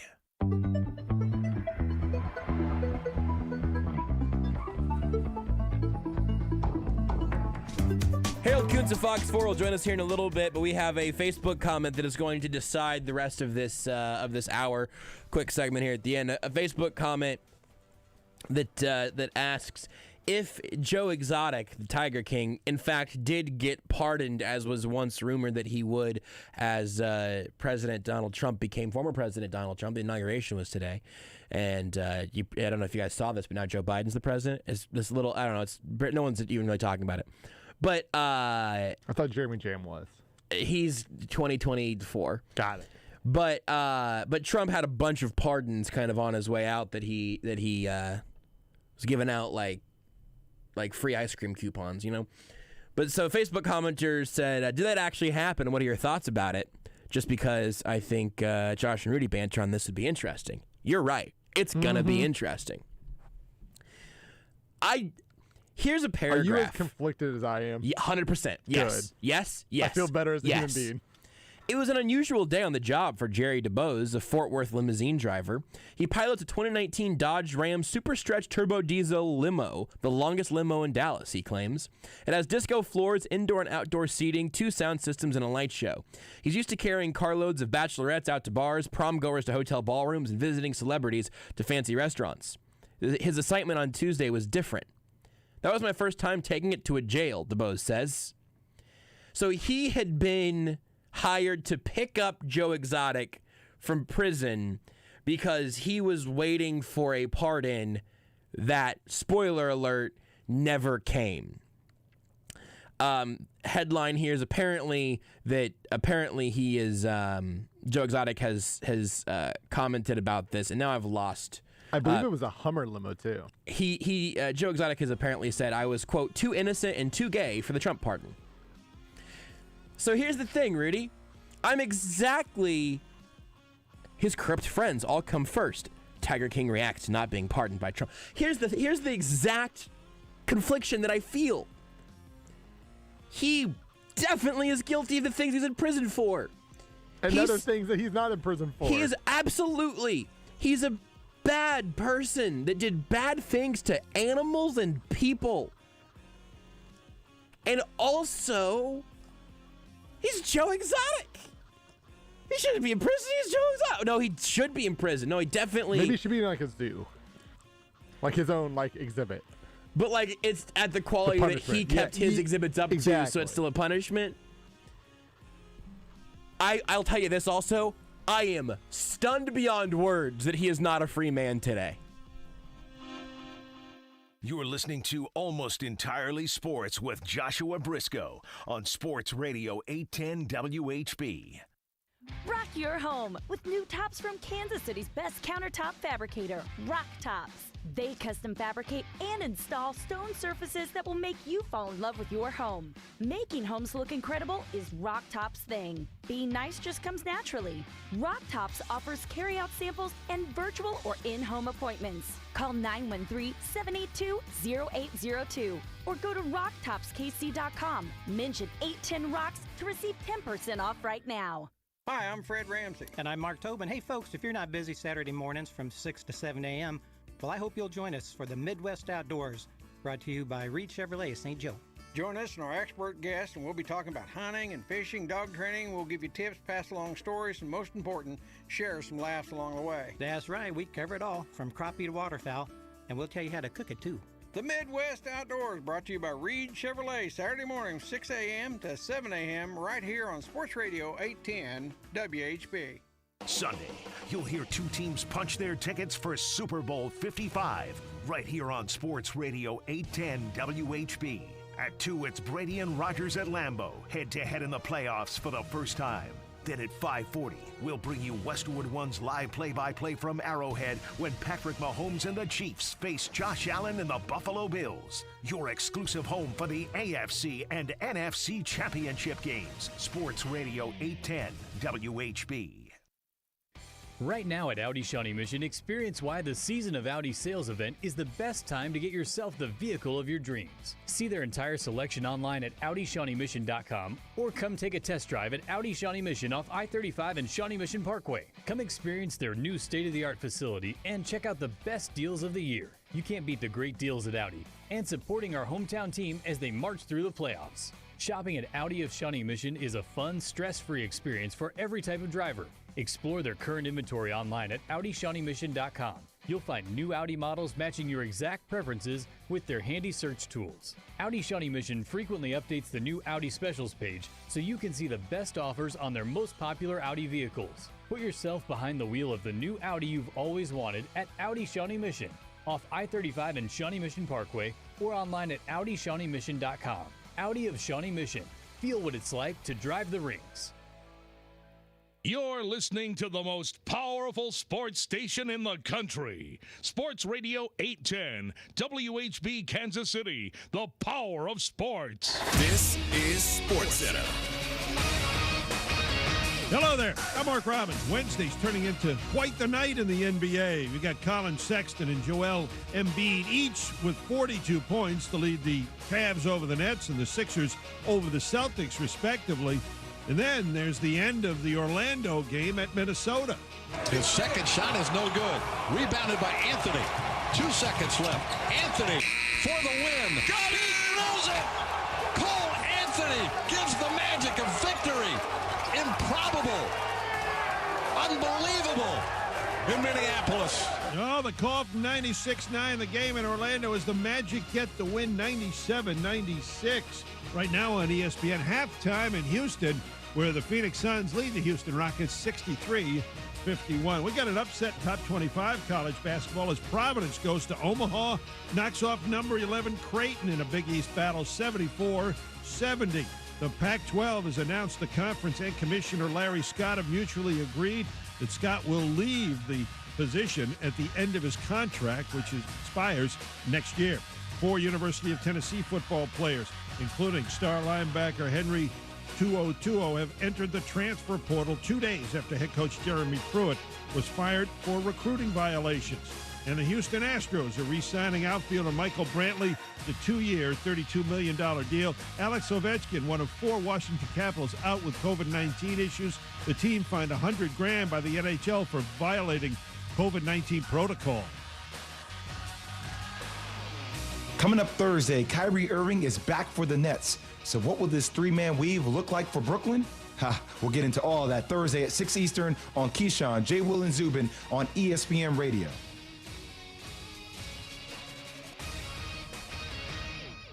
This is Almost Entirely Sports with Joshua Brisco. What, do you want me to talk about Patrick Mahomes more? Because I will. I'll do it. I'm crazy. I'll do it. On Sports Radio 810, WHB. I'm pretty sure that last time we had Harold Kuntz of Fox4 on, I joked that we'd have him on the night of the presidential inauguration, but it was a joke just because Harold's only ever on this show when something is happening on a national level. And then this morning, I was trying to think of who I wanted to talk to this week to get ready for the AFC Championship game. And then, we haven't had Harold on the last couple of weeks. Let's have Harold again. Oh, God. Oh, no, that's today, isn't it? And then I said, well, Harold, you want to do, hey, I'd love to have you on this week. Can you do, you could do tonight, but, we can do tomorrow night. You want to do tomorrow night? Harold said, no, Thursday is no good. Let's just do it and then hope that nothing insane happens. And, Harold, I think we can report that even though I texted you 12 hours ago, we made it through this day and nothing heinous happened. And I feel pretty good about talking to you about the sports things that are happening because the world is not currently on fire. Josh, the best part about our conversations is it truly lives up to the title of your program, Almost Entirely Sports, almost to a T. Like, we're perfecting the art of this.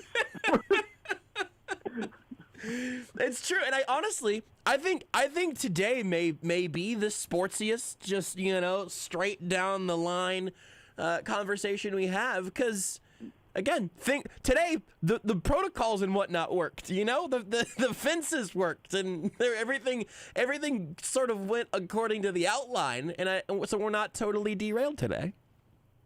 No, and it's funny you mentioned protocol because I think I've said that word about 10, 12, 15 times today. Yeah. It is. We're here. Yeah, we are, and I think the reason I said protocol is because it just burrowed into my head at this point in a way that was totally accidental. But that is really where we're at right now. We've had, we've spent the first hour of the show the last 2 nights literally just trying to make sense of like what's going on in Patrick Mahomes' head right now on a very literal level, and how are things unfolding this week, and how do we feel about being a full participant in practice and then a limited participant in practice, and all of these things all kind of colliding together. Again, no pun intended. But I'm curious how you've absorbed these last few days, the practice today, moving inside at the last minute, and then Mahomes is a full participant in the first injury report, and then they change it to mark it as limited. What you heard from Andy Reid and all of that, just as this day has been as weird as it gets in terms of trying to figure out if the MVP of the league is going to play in the AFC Championship game or not. I mean, we're having a normal day. We're trying to play a good old normal American football game, and then, things have just started to break loose. I myself prided on trying to be like, all right, it's AFC Championship week. I'm going to get up early. I'm going to listen to Sean McDermott's press conference. Seems like everything's okay in Buffalo. They're all systems go. I'm going to get up. I'm going to go get to this Chiefs practice. I'm going to get what we can get. And then we're at the gate, and we've been handed our credentials, and the next thing you know, they come out and say that they're moving it inside because of the win. Mm-hmm. And granted, it was wins. Mm-hmm. But it was interesting how we were kind of just standing there. Usually they do a pretty good job of trying to inform us hour in advance at the very latest that if anything changes, so we don't like leave the station or leave the house or whatever. But this was not the case, and it was interesting. You know how their setup is over there. I mean, like you can see things. You're just not supposed to say you can see things, but you can see. Mm-hmm. And so you knew something was going on, and they just moved it inside, and I mean that was the end of it. It was weird. I mean, now I'm sure there's things that leaked out that they didn't want to leak out, mm-hmm. and that's just part of the game. But then they gave us footage later, and he's running around and he's doing his usual. Like honestly, the footage they gave us is basically the same stuff we would have got anyway. Mm-hmm. So he's running around. He's fine. It's funny. Somebody texted me right before I got on. I was like, somebody that I'm probably sure is interested in what's going on in the Vegas world. He said, like, what do you think the percentages of Mahomes was? I said 95%, maybe even higher, because it's not a real issue. My biggest thing is, and I might be answering your next question here, but I'll continue on. My barber just happens to be an MMA guy. He is an amateur MMA fighter in the area. Mm-hmm. And he was basically telling me, he was like, oh, man, he got knocked out. I was like, yeah, he was like, yeah, he got, knocked out in one of those, little military veins right in the neck where people always teach you to go for. Mm-hmm. And it knocks you out. It staggers you. And I was like, I think that's exactly what happened. And if you see boxers 2 or 3 days after a fight, they're fine. Mm-hmm. Now, they're just a little emotionally, distraught that things went downhill the way they went downhill, but they're fine. And he has no real reason to be emotionally distraught because they won the game. Yeah, right. So I mean, yay for Chad Henne. But at the same time, I just think I think he's just down and out because he has to go through this stuff. He probably just learned what the protocol was, Sunday. Right. And he thought he probably answered all the questions, and, the reports are out that he missed 1 or 2, and, he's probably just like, all right, let's just get this over with so I can just get back to playing. But he's fine. He's going to play. My only thing is, if he were to hit there again, then there's a real problem because then you're talking about the nervous system, and nobody wants to mess around with the nervous system. Right, that's the thing. And, I mean, there have been so many questions that I feel like, I've tried to handle as best as I can and to take in stride and to try to give an educated guess in response to a lot of things. But the main thing that a lot of people have asked is okay, well, so is it a concussion? We're not really sure. If it's not a concussion, why is he in the protocol still? But the thing that we do know is that if you stand up from the football field after a awkward, weird, and especially in real time, fast, aggressive tackle, and you try to stand up and your knees buckle and your eyes are glassy and you're wobbly, he jogged into the locker room after that hit, and maybe he's every bit as fine as he's ever been right now. But the reason that we ask all of these questions and the answer to those questions is going to be the same thing, which is that he's in the concussion protocol because it looked like he had concussion-like symptoms, and if he clears all the protocol things by Sunday, everything will be hunky-dory, and if he doesn't, then we have a bigger issue on our hands. But, I mean, I do think on some level it does seem like this story is a decent example of all those protocols doing what they're supposed to be doing right now. Yeah, no, I mean, it's exactly. I think Andy Reid said it best when he says kind of takes it out of their hands and the trainer's hands. It's like, all right, you have to finish these 5 steps, or if not, sorry. If yes, great. And it takes it out of their hands, which is a good thing on the NFL's part. I mean, I will say from the NFL standpoint, it's probably one of the better things they've done. I mean, player safety is a long issue that could go for forever, but in this case, it's like, all right, they came up with like, all right, you got 5 steps, and you got to get through all 5 of these steps. And I think when the Chiefs kind of put the most football move of any video they could possibly find on their Twitter account today, you could tell that it was like, all right, you know, he's at the 3 or the 4 stage. Now the 5 is an independent neurological specialist that comes in, a consultant that comes in, that's independent of the club. They have to make sure they're good and probably go through some diagnostics or whatever. And all of a sudden, we're all sounding like doctors because we're saying words that have like 4 or 5 syllables. Right. But at the same time, so it's like, how hard is it to say independent neurological? You know, that guy. Yeah. So, and so no, it should be fine. It's just, you know, he's just probably just like, let's just get through it. Let's just go and let's just play football. And I mean, prepare for a really good Buffalo team, because Chris Jones, I think, said probably had one of the more kind of standout moments today when he said they kind of remind me of the team that we were 2 years ago when we were just outscoring people. And which is funny because that's exactly what the Bills look like. I mean, they were, but the end of the season, they were putting 52 up on Miami. I mean, 38 on I think the Patriots. I mean, they were putting some hurtings on people. Now the playoffs, I think that really just comes down to I mean, now we know Indianapolis is playing like their lives depended upon it because, well, we saw it happen with Phillip Rivers, so I think they got a little emotional there and tried to play as hard as they could for him. And then the Ravens, they didn't win it. They didn't go anywhere. I mean, they made like Lamar Jackson, who wasn't MVP last year. We seem to forget because of his level of performance, but they made him look like he should be anywhere near the playoffs. Yeah. And I point to Matt Milano, who is a guy that is, I mean, I found this stat really intriguing, and I asked Andy about it, because Matt Milano, with him in the lineup, they are 12-0, and they have held teams to 18.6 points per game. That's insane. That's crazy. Yeah. That's crazy. Like, that's insane. Like, I was like, whoa, stop the count. Like, that is that is an insane number. Like, you mean so they're 12-0 with this guy, and he's healthy? Yeah. 18-6? Yeah, that's incredible. Man, I mean, that's the Titans right there. Yeah. No, that's Tennessee Titans. Yeah. That is a great stat that I had not heard yet, and it's funny because we've spent so much time trying to figure out concussion protocols and whatnot. There are 3 things now that I feel like I've become an expert at in the last like year or so, and it's the concussion protocols. It is guarantee mechanisms, and I'm very confident that I could diagnose someone else having, or I guess myself, having a sternoclavicular joint injury, because we learned about that with Tyreek Hill last year. I remember the intricacies of the phrase sternoclavicular joint and what that means, but that's being in sports media, I suppose. But anyway, you bring up that Bills stat. It's funny because we spent all this time talking about concussions and veins and necks and stuff that I can't even imagine any other circumstance in which we would spend so little time talking about a win that sends a team to the AFC Championship game, and then about the actual AFC Championship game itself. We've talked quite little about the Bills because not because they're not super interesting. They are.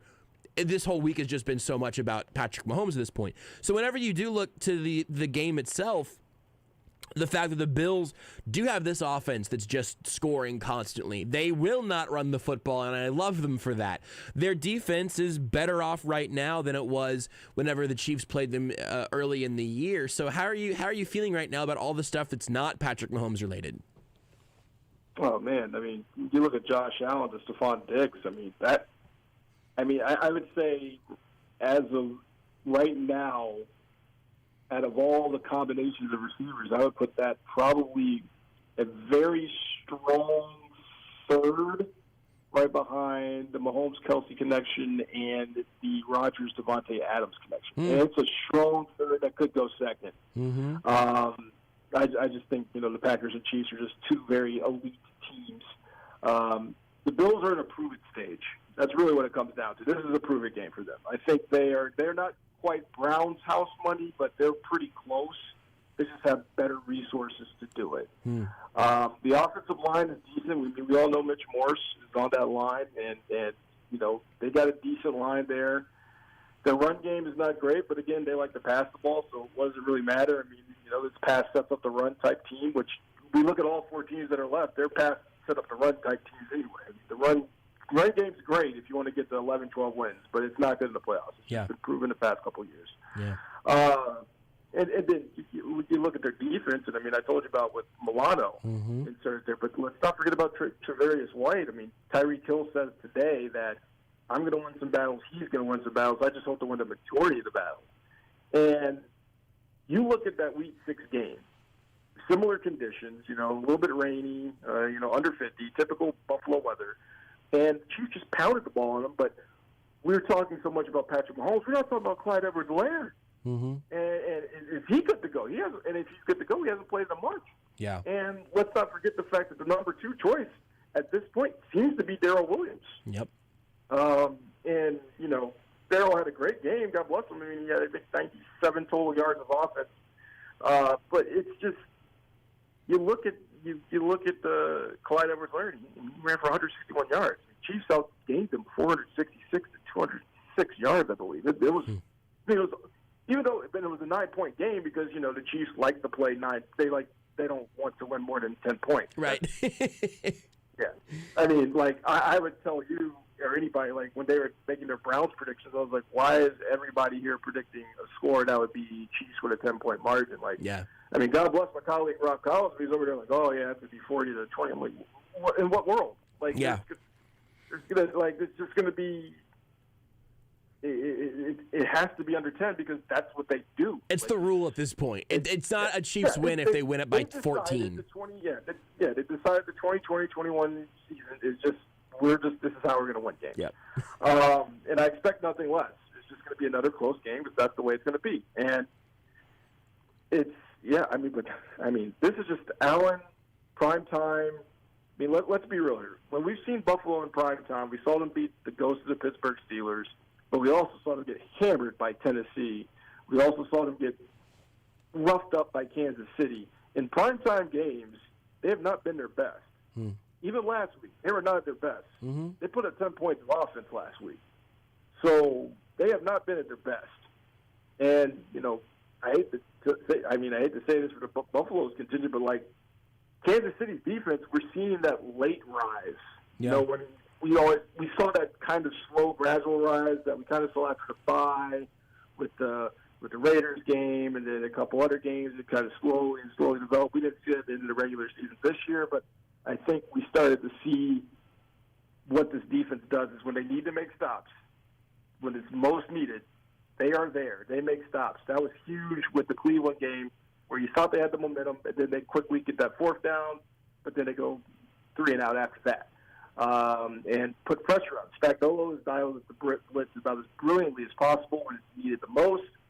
I believe their blitz rate right now, when they do blitz, it's 8th or 9th of the league in terms of getting the job done there at a 39% rate, I believe. Don't give me, I might be a little off on the numbers a little bit, but I know they're top 10 of the league, and it works. He dials it up brilliantly. Yeah. Now, does Buffalo have does Brian Dable and does he as an offensive coordinator know when they bring those blitzes and have Josh Allen have a perfect route? Who knows? What do we look at with the secondary? We know about Stephon Diggs, but what about John Brown? What about some of their other receivers? You got a Pittsburgh State guy there that would love to have a great game back nearby his home campus. So, those are a good team, but I think this is just a matter of one team just knows how to win, and the other team wants to win. Yeah. And you always go with a team that just knows how to win. Well, and so you mentioned the all the blitzing and everything, and I would have to do a little bit more digging, I guess, to get all this exactly right. But it seems like Spags is at least most excited and most likely to blitz whenever it's a younger quarterback that he can try to show some new things to, like that's such a huge part of making a blitz be effective. It's one of the reasons that I think we talk so much about Patrick Mahomes against the blitz, and rightfully so, because it's something he's not supposed to be that good at yet. Like he's ahead of schedule in terms of the pre-snap reads and then the post-snap actions that come with them. But if Josh Allen is even just still, if there are a couple of pockets where Spags says, all right, I'm going to send L'Jarius Sneed on this one, and he's not going to see this coming, or it's going to be him and Tyrann Mathieu both coming from the same side or whatever, and we're going to try to give him a different look and try to rush his decision-making process. I really like Josh Allen. I've bought into a lot of what he's shown this year, but I also feel like they can manufacture some forced mistakes for Allen at some point during this game. For sure. It's just that turnover that just comes, and you're just like, then you next know, you just get the surrender cobra hands on top of the helmet, like, oh, I didn't see that coming. I didn't see the linebacker over the middle. I was like, oh, I didn't see that coming. And, that's on Anthony Hitchens. And, I think he's, a key cog there in the defense. But you mentioned L'Jarius Sneed, and I think, I don't know if they go through, like, if they're going to try to just stay with Sneed or stay with Ward and say, all right, you got Diggs, and we'll try to handle everybody else. Don't forget about Dawson Knox. He's become a decent option, too. I mean, he's not nearly to the length of the level of Travis Kelce, but he's become a darn viable option as a tight end. And do you go with Sneed? Do you go with Ward? Do you want to bring Sneed up that corner blitz? We've seen Matthew come off the safety blitz. And I still think they've got some bullets in their pocket still. Yeah. Like they still haven't put out the full repertoire yet. Because even when Chad Henne came in, it was like, okay, well, they're going to have to go balls to the wall here, and with the exception of one essentially punt as an interception. I mean, he was 6 of 8 for 66 yards. I mean, he was still pretty accurate with it. And I'm kind of all over the place for both sides, but I'll go back to the defense and focus on that. I'm curious to see if they just stick with Sneed or did they go with Ward. What about Bashaud Breeland and his condition with the concussion? You would imagine he's on the same kind of plateau trying to get to the 5 steps like Patrick Mahomes is. Mm-hmm. But at the same time, if you miss out on him, that's huge. You got Rashad Fenton, who hasn't played in a little while. He has to step up. So you're in a position now, like, wow, we're really in an area where they got to rely on L'Jarius Sneed. Yeah. and not forget the fact that he's a rookie. I mean, yeah. The old adage is you're not really a rookie anymore when you play pretty much a full regular season. But still, I mean, he's a rookie. This is the biggest football moment of his life. And where do you go from there? So, yeah, I mean, I'm not as big on this being a high scoring game. I just don't think Buffalo likes playing high score games. And I don't think the Chiefs this year have liked to play high-scoring games. They just they put up the number they need to put up. Kind of like the Saints game where it ended up being 32-29, but at the same time, they also have, like what we saw with the Browns, or what we saw with the Falcons. We're going to beat you. We don't know. We are going to make the play to beat you. Yeah. I mean, I would not be surprised if this comes down to like a 4th and an 8. That Mahomes converts, and we're talking about that for the next couple of years when they're down by 3 in the 4th quarter. But there's just so much confidence rooting for them. You can tell it's like there's a good arrogance about them. Like wow, you're real here. You like this game's beneath you. Yeah. And I couldn't envision the Chiefs fan 2 years ago saying, "Oh God, this game's beneath me." Like. I was like, the AFC Championship, again, it's all happening. You and I both know the great Nate Taylor. And he was sitting there during the Browns week basically saying, like, it doesn't really feel like a playoff game. Yeah. It's like, it's nice. The Browns are coming here. It's a nice story. Like, we haven't even hit the good storylines yet. Like, yep. I've watched NFL Live on ESPN, and they're like, yeah, we'll talk about the Chiefs when we get to the Super Bowl. Like, we'll talk about the development of all their players. It's like, no, it's like we're just dismissing a game where 2 of the top 4 teams in the NFL are in. Right. It's not a weird feeling, but it's just like should this be the feeling that we should not be having this this is not the feeling we should be having. It's an extremely weird feeling for a Chiefs fan specifically, to your point, that, like, imagine telling a Chiefs fan 3 years ago or 4 years ago that you were going to have your third consecutive AFC Championship game and that it was going to come after a game that didn't really feel like a playoff game until Patrick Mahomes was out of it, by the way. And then it did, but it didn't really before that. And that the AFC Championship game itself is not, I don't want to say that anyone's like overlooking it or anything, so I don't think that's true, but it does feel like this is where they were supposed to get to minimum. Like, if they lose this game, that's going to be a disappointing season. I think if they get to the Super Bowl and lose it, it's just a season, right? If they get to the Super Bowl and win it, it's a great accomplishment. But if they don't end up playing in the Super Bowl, a really tough thing to do for anybody, it's gonna feel like they let a little bit of air out of the balloon before the season ended, which is absolutely bonkers. But it's true. It's undeniably true. No, you're exactly right. I mean, you start the whole Run It Back tour. Yeah. And you're like, okay, let's run it back. So that is you establish the standard. You know, when you talk dynasty at the beginning of the season, when Chris Jones is, chilling out at the home after a nice contract extension, talking about dynasties, and Patrick Mahomes is chilling at home saying, all right, I want to win 3, 4, 5. I mean, we're literally looking at LeBron's Eagles, if you will, where he's not 1, not 2, not 3. I mean, it honestly is like an NBA team that knows they're going to make the top 8, like your Golden States back when they're big, or the Lakers now. It's literally a team that's just like, let's just get to the playoffs, and then we'll get there. But I don't know if I should be concerned if it's like, let's just get to the AFC Championship, let's just get to the Super Bowl, and then we'll turn it on. Like, or should it be like, this is just who you are? Because there's been the evidence has been, so it's like a bad 7th grade science experiment that you're like, okay, I've got my hypothesis, and I got my experiment, but like the 3 trials I had, like one's just completely off from the other 2. And that seems to be their season. Like, as much as you have a quality, great 32-29 win over the Saints, or 27-24 win over the Bucs, then you follow it up with a 17-14 over the Falcons. Or as bad as you beat the Broncos, then you come home and you barely beat them. Like, it's just, it's wishy-washy. And again, like, these things are hard. Like, NFL victories are hard. Like, they're commodities, and we are now all of a sudden, even in media, we're kind of like, all right, well, like, what do we pick on today?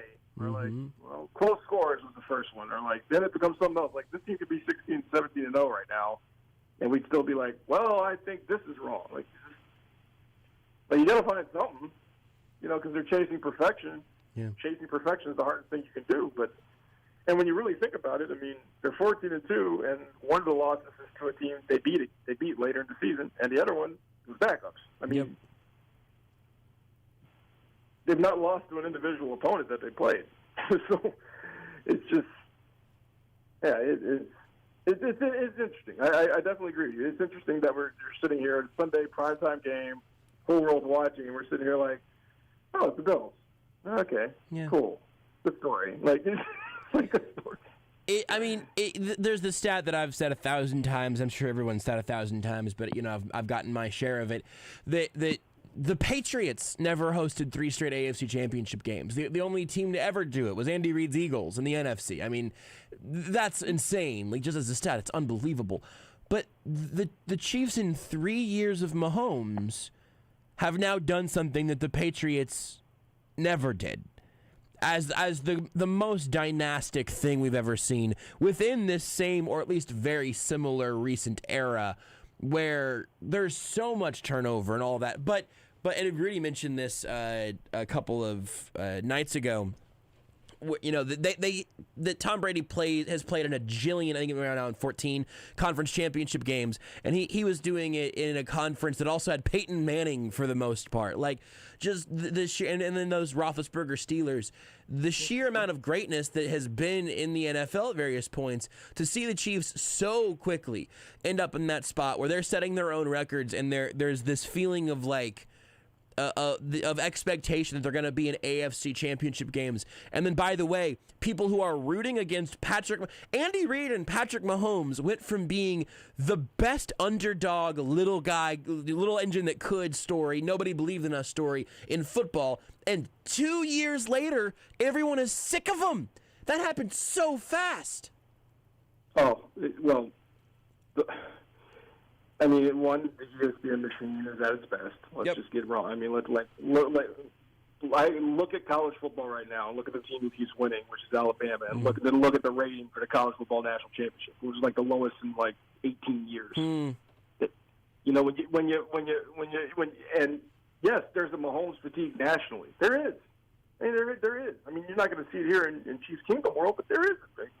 You know, when you have people from Atlanta text me, when I have people from San Francisco text me, Washington, D.C. text me, and they're just like, oh, man, I got to go with the Bills on this one. I got it, because it's like, I just don't think the Chiefs are going to win. Because they just kind of want to see them lose. Yeah. And it's happening. I mean, and again, you know, I'm just like, sit there, like, look, I'm just going to kind of be like the team. It's like, it's very arrogant. But it's a confident arrogance. It's not like it's earned arrogance. Yeah. And, you know, in this world of social media now, like, you can get tired of some things quick, real quick. Mm-hmm. I mean, we forget sometimes, like, you know, like, we're going to be in 2023, and we're going to be like, wow, the pandemic seemed like 15 years ago, but it was like 2 years ago. Mm-hmm. I mean, that's kind of how our world revolves right now. Yeah. And it's a very much, what have you done for me lately world. And, I mean, I guess we're just tired of seeing the Patriots dominate for so long and still win, you know, and now we're just like, all right, they don't want another team that's going to be, oh, gosh, here comes the team of the 2000s. I mean, the Chiefs clearly have the opportunity to be the team of the 2020s. Yeah. They just clearly do. Especially if they win this one, I think they're one or two more away from being the team of 2020. The 2020s, and then, you know, like in the NFL, you know, you look at the 70s with the Steelers, 80s with the 49ers, 90s with the Cowboys. I mean, the 2000s you could say was the Patriots mixed in with a little bit of Colts, and the 2010s was clearly the Patriots. It's just, you know, that's just how the NFL works. Like I think we're looking at that, and everybody's like, oh no, here comes another dynasty. Here comes another team that we have to hate, and then 31 other franchises are like, okay, WTF. And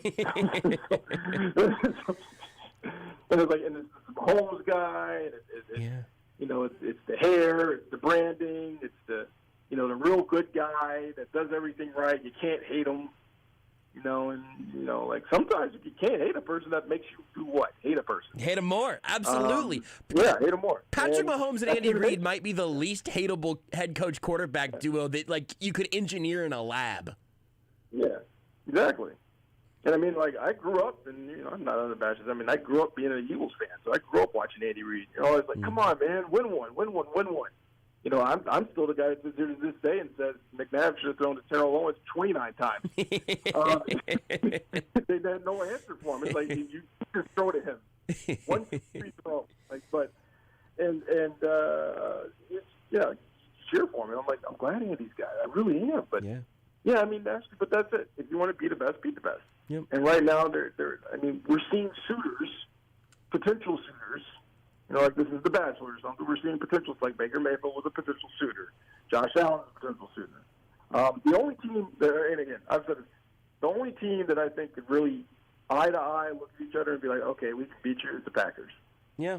Because Aaron Rodgers is going to be like, okay, you're great, I'm great too. Yeah. And I got a good receiver. And I got another couple of receivers that you can't pronounce half of their names. Like St. Croix and Valdez Spalding. Like, you know, so like, and then Alan Lazard, who, I mean, I watched him in the Big 12 at Iowa State, and I was like, how did this kid go undrafted? He was a pretty beast at Iowa State. So, I mean, that's the only team I can ever see to myself. Like, and I think Tanyan is just the beneficiary of a great quarterback and Aaron Rodgers. Pretty good tight end. So, and of course their offensive line is, you know, PFF has them 1-2, along with the Browns. So, yeah, I mean, but the Chiefs, they just keep beating these teams that we keep feeding at them that are number one in a certain statistic that's supposed to be a weakness for the Chiefs. And what do? They just shore it up. Yeah. And this is what they do. And it's fascinating to watch. It's great to watch, but at the same time, I can understand why other teams are just like, oh gosh, enough of this. Right, not again. It's a blast. All of this week has been weird but fun so far, and I can't wait for both of these games because you mentioned the Packers and everything. Every one of the potential Super Bowl matchups I think would be great. Obviously, the tenor around here would change very, very much depending on if the Chiefs are in it or not. But both NFC teams are fun. Both of these AFC teams are fun. I'm excited to see it, and I'm ready to get there. Harold, thank you very much for making some time for us tonight, and enjoy all the action this weekend, and continuing to learn more about the receivers on the Packers' names, and also concussion protocol things. Yeah, I was about to call him Exxon Valdez for a second, which I knew was incorrect, but this is the first thing that came to mind. If a Packers fan custom ordered that jersey, I would be very happy for that. I think that's a good idea, actually. Yeah. Thanks, Harold. We'll talk to you again soon. I appreciate it. All right. Harold Kuntz of Fox4. You can follow him on Twitter at HaroldRKuntz3. Check out everything that he does up on Fox4 here in Kansas City. And yeah, there's just so much great coverage of all sorts, everything going on right now around Kansas City. Just an unbelievable wealth of analysis and coverage, and happy to be a part of it. Happy to have Harold be a part of it as well. We need to take a break. Whenever we come back, we will go from happiness to dwelling in sadness, the sadness of others. Sad Fans on Reddit is next. Take the show with you wherever you go. Listen live on the Sports Radio 810 mobile app and 810WHB.com. Small business owners don't have the patience for nonsense, especially when it comes to their internet provider. They want the best services for the best price. Simply put, that's Spectrum Business. They give you great value, zero nonsense. Just call 833-919-2121. You'll get fast, reliable internet and phone with no contracts and no hidden fees, all for a price that could cut your bill in half. Spectrum Business. Call today, 833-919-2121. Hi there, Gary Joslin, the owner of Joslin's Jewelry. For the last 38 years, I personally have been trying to be the best jeweler in the Kansas City area. The finest diamonds, the best customer relationship. Go online and check our website out. That's joslinsjewelry.com. Our family loves us. You're not a friend of our family, you are our family when you come in Joslin's Jewelry. If you need help with a piece of jewelry, Joslin's Jewelry is one of the most recommended jewelry stores in town. Hundreds and hundreds of recommendations from all these people for all these years. Joslin's Jewelry, the jewelers you'll recommend to your friends too. Thanks for coming and seeing Joslin's. 95th and Antioch, 435 in Antioch. Go north 1 mile, you can't miss us. We're the jeweler you'll love to go back to. That's joslinsjewelry.com. Menards has everything you need to make your home a better place to live. Save big money on all the top name brand products you know and love, like Tide and Era laundry detergent, Bounty paper towels, Swiffer dusters, Charmin bath tissue, and more. A 96-load bottle of Era liquid laundry detergent is just $7.99 now at Menards. Prices are good until January 31st. Save big money at Menards. Hey, it's Corey Anderson. Come see me at the brand new Red Door Grill in Lenexa this Thursday from 10 to 2. Red Door Grill features hot, fresh, fired-to-perfection favorites. As you know, Thursdays, they serve up their incredible jalapeno chicken. It's the best chicken you'll ever have, and they only do it on Thursdays, so come in and check it out. Craving that homemade taste but don't have the time to cook? Red Door Wood-Fired Grill is Kansas City proud and offering delivery and curbside carryout at all 5 metro locations. Come see me this Thursday at Red Door Grill in Lenexa at the southeast corner of 435 and 87th. You've probably heard Tom Shane on the radio for years, but have you actually experienced a visit to Shane Company? If you're planning to pop the question on Valentine's Day, we're the destination for you. You just gotta go to the store, or you can go online to create an engagement ring that fits your budget and reflects her personal style. We're talking a massive selection of always natural, always ethically sourced diamonds, rubies, and sapphires, plus a huge assortment of ring settings in every price range. Our team of jewelry consultants will help you find exactly what you're looking for. And you can expect zero pressure because they're all non-commissioned. When you're done collaborating, her engagement ring will look spectacular, like nobody else's ring. She'll get all the compliments, you'll get all the credit. And get this, with their warranty, if anything happens to the ring, they've got you covered for life, for free. Do yourself a favor and get your engagement ring your way, only at Shane Company. Now you have a friend in the jewelry business, Shane Company and ShaneCo.com. No one gives you more NFL and Chiefs coverage than Sports Radio 810 WHB. Henny rolling out, throws it, Hill, and the Chiefs are heading to the AFC Championship game. Listen every night this week at 7 p.m. to The Red Zone with Todd Levo as he previews the AFC Championship game against the Buffalo Bills. It's showtime. Only Andy Reid gets it shotgun and throws it in. On Sports Radio 810 WHB. This is Almost Entirely Sports with Joshua Brisco. I have a comment very quickly. Fifth overall pick by the Suns. From Beards, is that comment from the Sports Radio 810 Facebook page where you can watch this show every night? No, it's from the Almost Entirely Sports Facebook page, which you should like because then you'll see all our stuff. Yeah, we share Walter Davis was one of the few high draft picks they drafted that worked out, unlike Belichick. Austin says, double dose of sad fans on Reddit next at 8. Doesn't play the first one until 8:15. Talks about Ice Age 2 and Beard playing tennis. 8:30 and still haven't gotten to second sad fans. This entire hour is so on brand for this show, and I love every single minute of it. On Sports Radio 810 WHB. I'm pretty sure you played this one already, Rudy. I'm confident. I'm pretty sure you played this one. I'm confident. The only one I know you haven't played yet is the good one. Which I'm thinking maybe that should be how we end shows now because we can't use the Drake music anymore. The good one. You know the good one. What's the good one? The good one. The good one that's like the vibe. You know the good vibe one? Oh, is it the space adventure one? I don't know. It's the good one. Oh, give me a second. No. Save it. That's use that for the bump music at the end of the show. You can figure out if you can find the good one or not. If you can't, we'll just end the show on the wrong note. Yeah, this one. That might be maybe that's our last segment music from this point forward. So that's last segment, not the end of the not like end of the show. I'm gonna say a word. Coyote Prime on Twitch has asked. He thinks I say a word strangely. I'm gonna say it. Don't. I need you to gauge this for me. Sad fans coming here in moments. Coyote Prime says, "Does Josh say EVERYWHERE weird, or is it me?" I mean, I haven't noticed. I think I might probably just be used to it. I also think there's some words that I think I say strangely in certain contexts, because I could definitely see myself saying like everywhere, which I think probably sounds right, or saying really like hitting the H everywhere. I don't know why everywhere. I can say everywhere. I mean, it sounds normal. Everywhere. Everywhere. You can watch the show everywhere. Everywhere. That's what I would say. Everywhere. Everywhere. Do I put too much emphasis on the first syllable, maybe? Everywhere. Everywhere. Everywhere. You can watch the show everywhere on Sports Radio 810's Facebook, Twitch, and YouTube channels. You can leave comments also and tell me that I say words strangely. If you left a comment on all three threads, you'd be leaving your comments everywhere. This isn't a woof. I guess it is a woof. What? Ryan, office, the woof.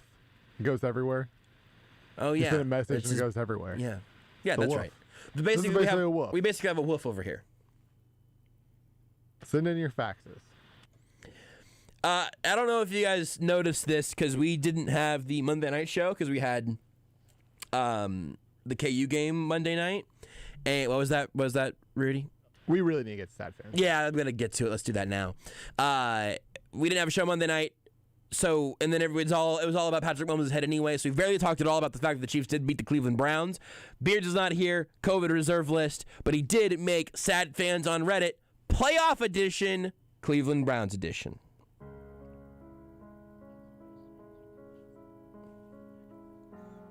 And now, a list of things that Cleveland Browns fans said on Reddit after losing to Chad Henne.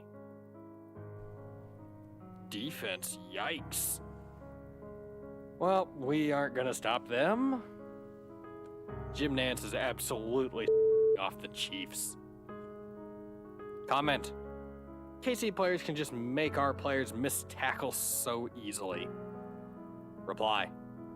Well, it's not that impressive because any team can. God and the NFL hate the Cleveland Browns. KC gets no calls. Could make it more obvious the NFL wants their golden poster boy child Mahomes to win at all and any cost.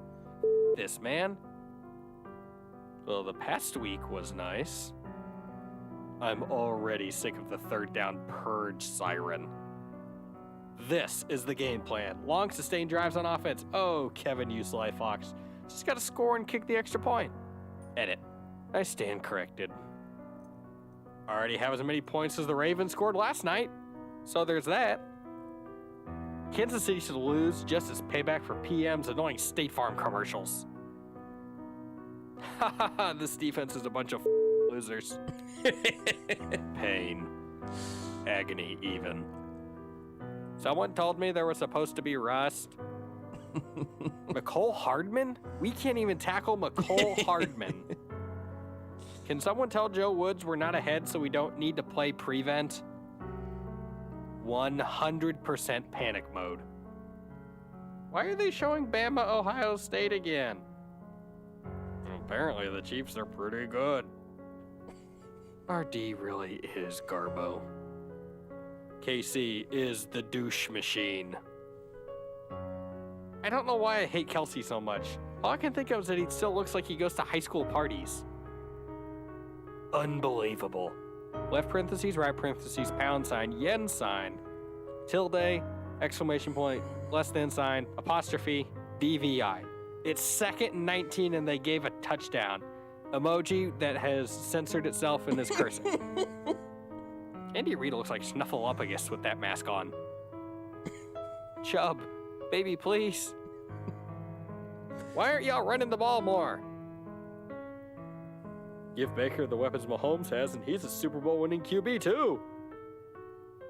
Comment. What exactly is the defensive game plan here? Reply. Pucker your ass and hope for a turnover. Does Romo know that children watch Chiefs games? He shouldn't be overrated Mahomes like this on national TV. I've been dreading watching Pat do this to our defense for weeks. If Mahomes doesn't play the second half and we win, I might just have a foot fetish origin story. This game is so fixed and it's so obvious. We are cursed. Pain. That's the biggest oof. Me? Wow, that hurts. Of course it's not reviewable. It would help us. Of course the ducking Chiefs get away with targeting. The golden boys of the league. I feel like I just got tackled by James Harrison. Baker potentially losing an opportunity at a championship thanks to the defense and stupid I must be living in 2017. Only the Browns would trigger the dumbest rule in the game while the refs miss a targeting call. I don't like liking sports. It's clear to me that there are two very powerful forces in the universe that hate Cleveland and have a vendetta against it. One is God, and the other is NFL officiating crews. Refs big dumb. I can't watch. They're gonna melt down whenever Chad Henne ends well, their Parkey season. is not doing the butt curse, so take that, Chiefs. Oh man. Comment. Woods, don't f this opportunity up. Reply. He f***ed it up. No Mahomes, secondary still butter. Comment from a Falcons fan. Why does every Browns game I watch feel like a Falcons game? I guess I really do have an honorary second team. That's like I said before, hurtful. If we can't stop Henne, we don't deserve to win. Oh, man. I have 911 ready to in my phone for these last 4 minutes. Leave Joe Woods and KC. I feel like someone should cover Tyreek Hill, but I don't know. I'm not a defensive coordinator.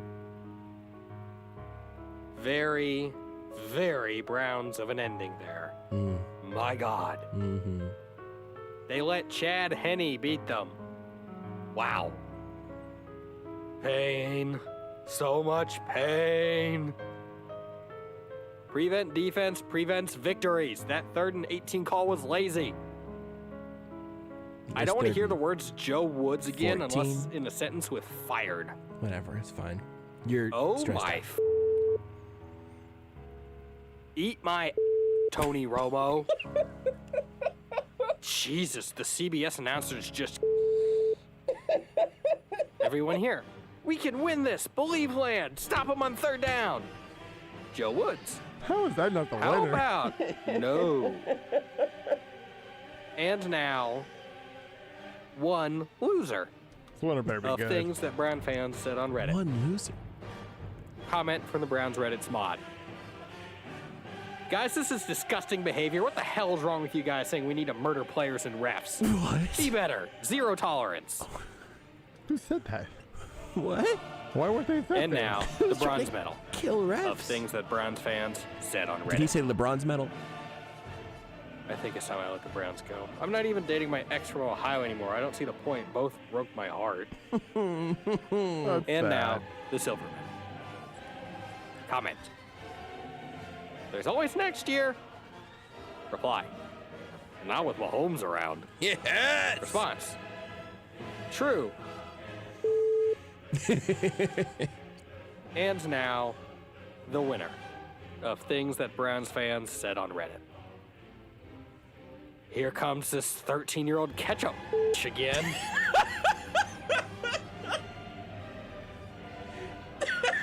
What? That was the winner? It's pretty good. It is pretty good. Oh, good, and it's just ended. The music just ended. Just abrupt ending. New Year, same beards. You tweet at Bears McFly. Tell him your favorite one. Tell him you liked it. Give him some validation. Yeah, I know when you take a break, Rudy. I know! Let's take a break. Want more Almost Entirely Sports? Watch the show live on the Sports Radio 810 Facebook page. Hey, Kansas City, Stephen St. John here, and I am stoked that KC was able to complete a whole season of football. Now, it's the postseason. When we look back at 2020, let's remember we had KC football, and it was awesome to be a KC fan.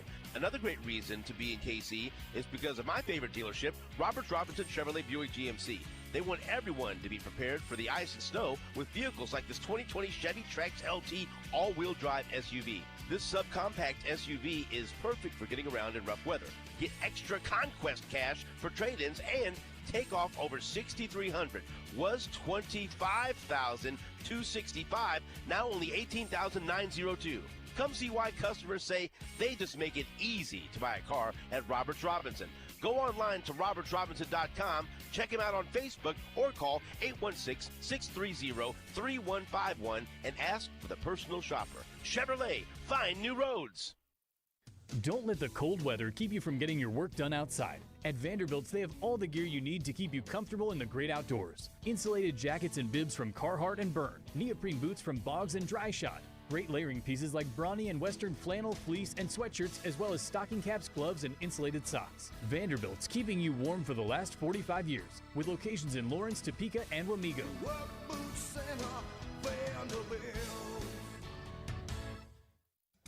Hey, Kansas City, Soren Petro here. The best view of 2020 in the rear view mirror is from the seat of a brand new 2021 Harley Davidson. After a year of suck, live it up this year with a brand new motorcycle. See the biggest selection of 21 Harleys at Worth Harley Davidson. New bikes are rolling in every day in all styles, colors, and models. Shop in person or check the new inventory at worthkc.com. Remember, Worth will trade for anything with a VIN. 2021 is finally here, and so are the brand new Harleys. See them today at Worth Harley Davidson, I-29, just south of the airport. Want a low fixed rate in the twos? It's yours. Looking for a true no-cost loan?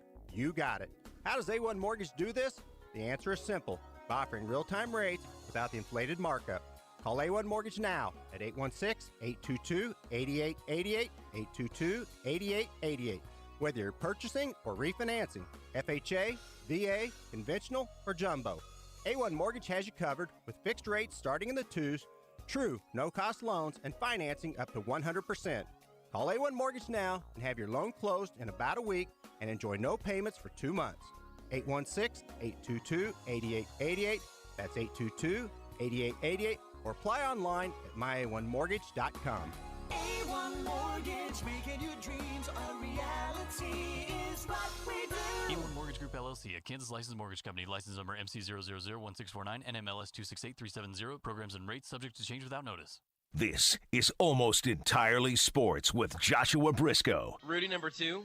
The great, the legend, Cool Joe Montana. That's what they called him. Cool Joe. Cool Joe. Cool Joe Montana. Montana. On Sports Radio 810 WHB. You did play this one earlier, Rudy. Just saying. You did play this one. I mean, technically yes, but it was to like be like, hey, this is the one you want, right? You played this one already, though. I forget. There's just the names blend in. So many of the names on these songs are the same. You want a stat line? How do you feel about a stat line? A sports stat line? I love stat lines. I started talking before I turned on my mic, and now I don't know why. That's all right. Doesn't matter. You know why? Because I got a sports stat line for you. Stat lines. 24 points, 13 rebounds, 3 assists, 5 blocks. Dominating. I was going to say Nikola Jokic, but that's too bad of a line for the best center in the NBA. DeAndre Ayton, justified number 1 overall pick. Better than Luka. He had a triple-double tonight. Better than Jokic. I don't know about that. Better than anybody the Celtics have. Luka, well, that's just, you can't argue that. MVP candidate DeAndre Ayton. Nikola Jokic leads the NBA in assists, and Luka Doncic had his 30th career triple-double tonight. And DeAndre Ayton's a god. Better than for them one both. night. Better than both of them combined. I don't know about that. That's a little, well, you know. The Suns beat the Rockets, who have. Never mind. John Wall and John DeMarcus Wall Cousins. and Boogie. I don't think John Wall's playing. Actually, but I saw Boogie a is, picture. Maybe, I don't know. He might be. Boogie's playing.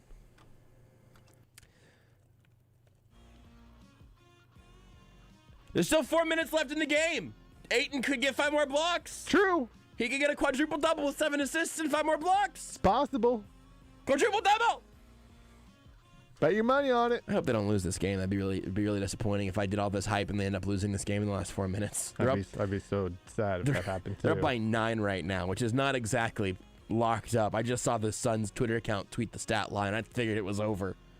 I'm worried maybe it's not. The Kentucky Twitter account tonight just simply tweeted out one word: brutal. Oh, fadoof. Thanks everybody who's listened over the course of the show tonight. Thanks to Tom Martin and Harold Kuntz.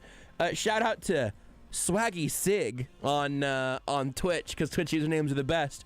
So anyone else remember watching Josh do quote-unquote radio shows in his parents' house? Crazy how far you've gotten. Keep up the good work. Thank you very much. They kicked me out, so I had to get a job, and now I do this. Bye, Mom! You are listening to Almost Entirely Sports with Joshua Brisco on Sports Radio 810 WHB. Do you take a lot of medicine or take care of someone that does? Hero is the new smart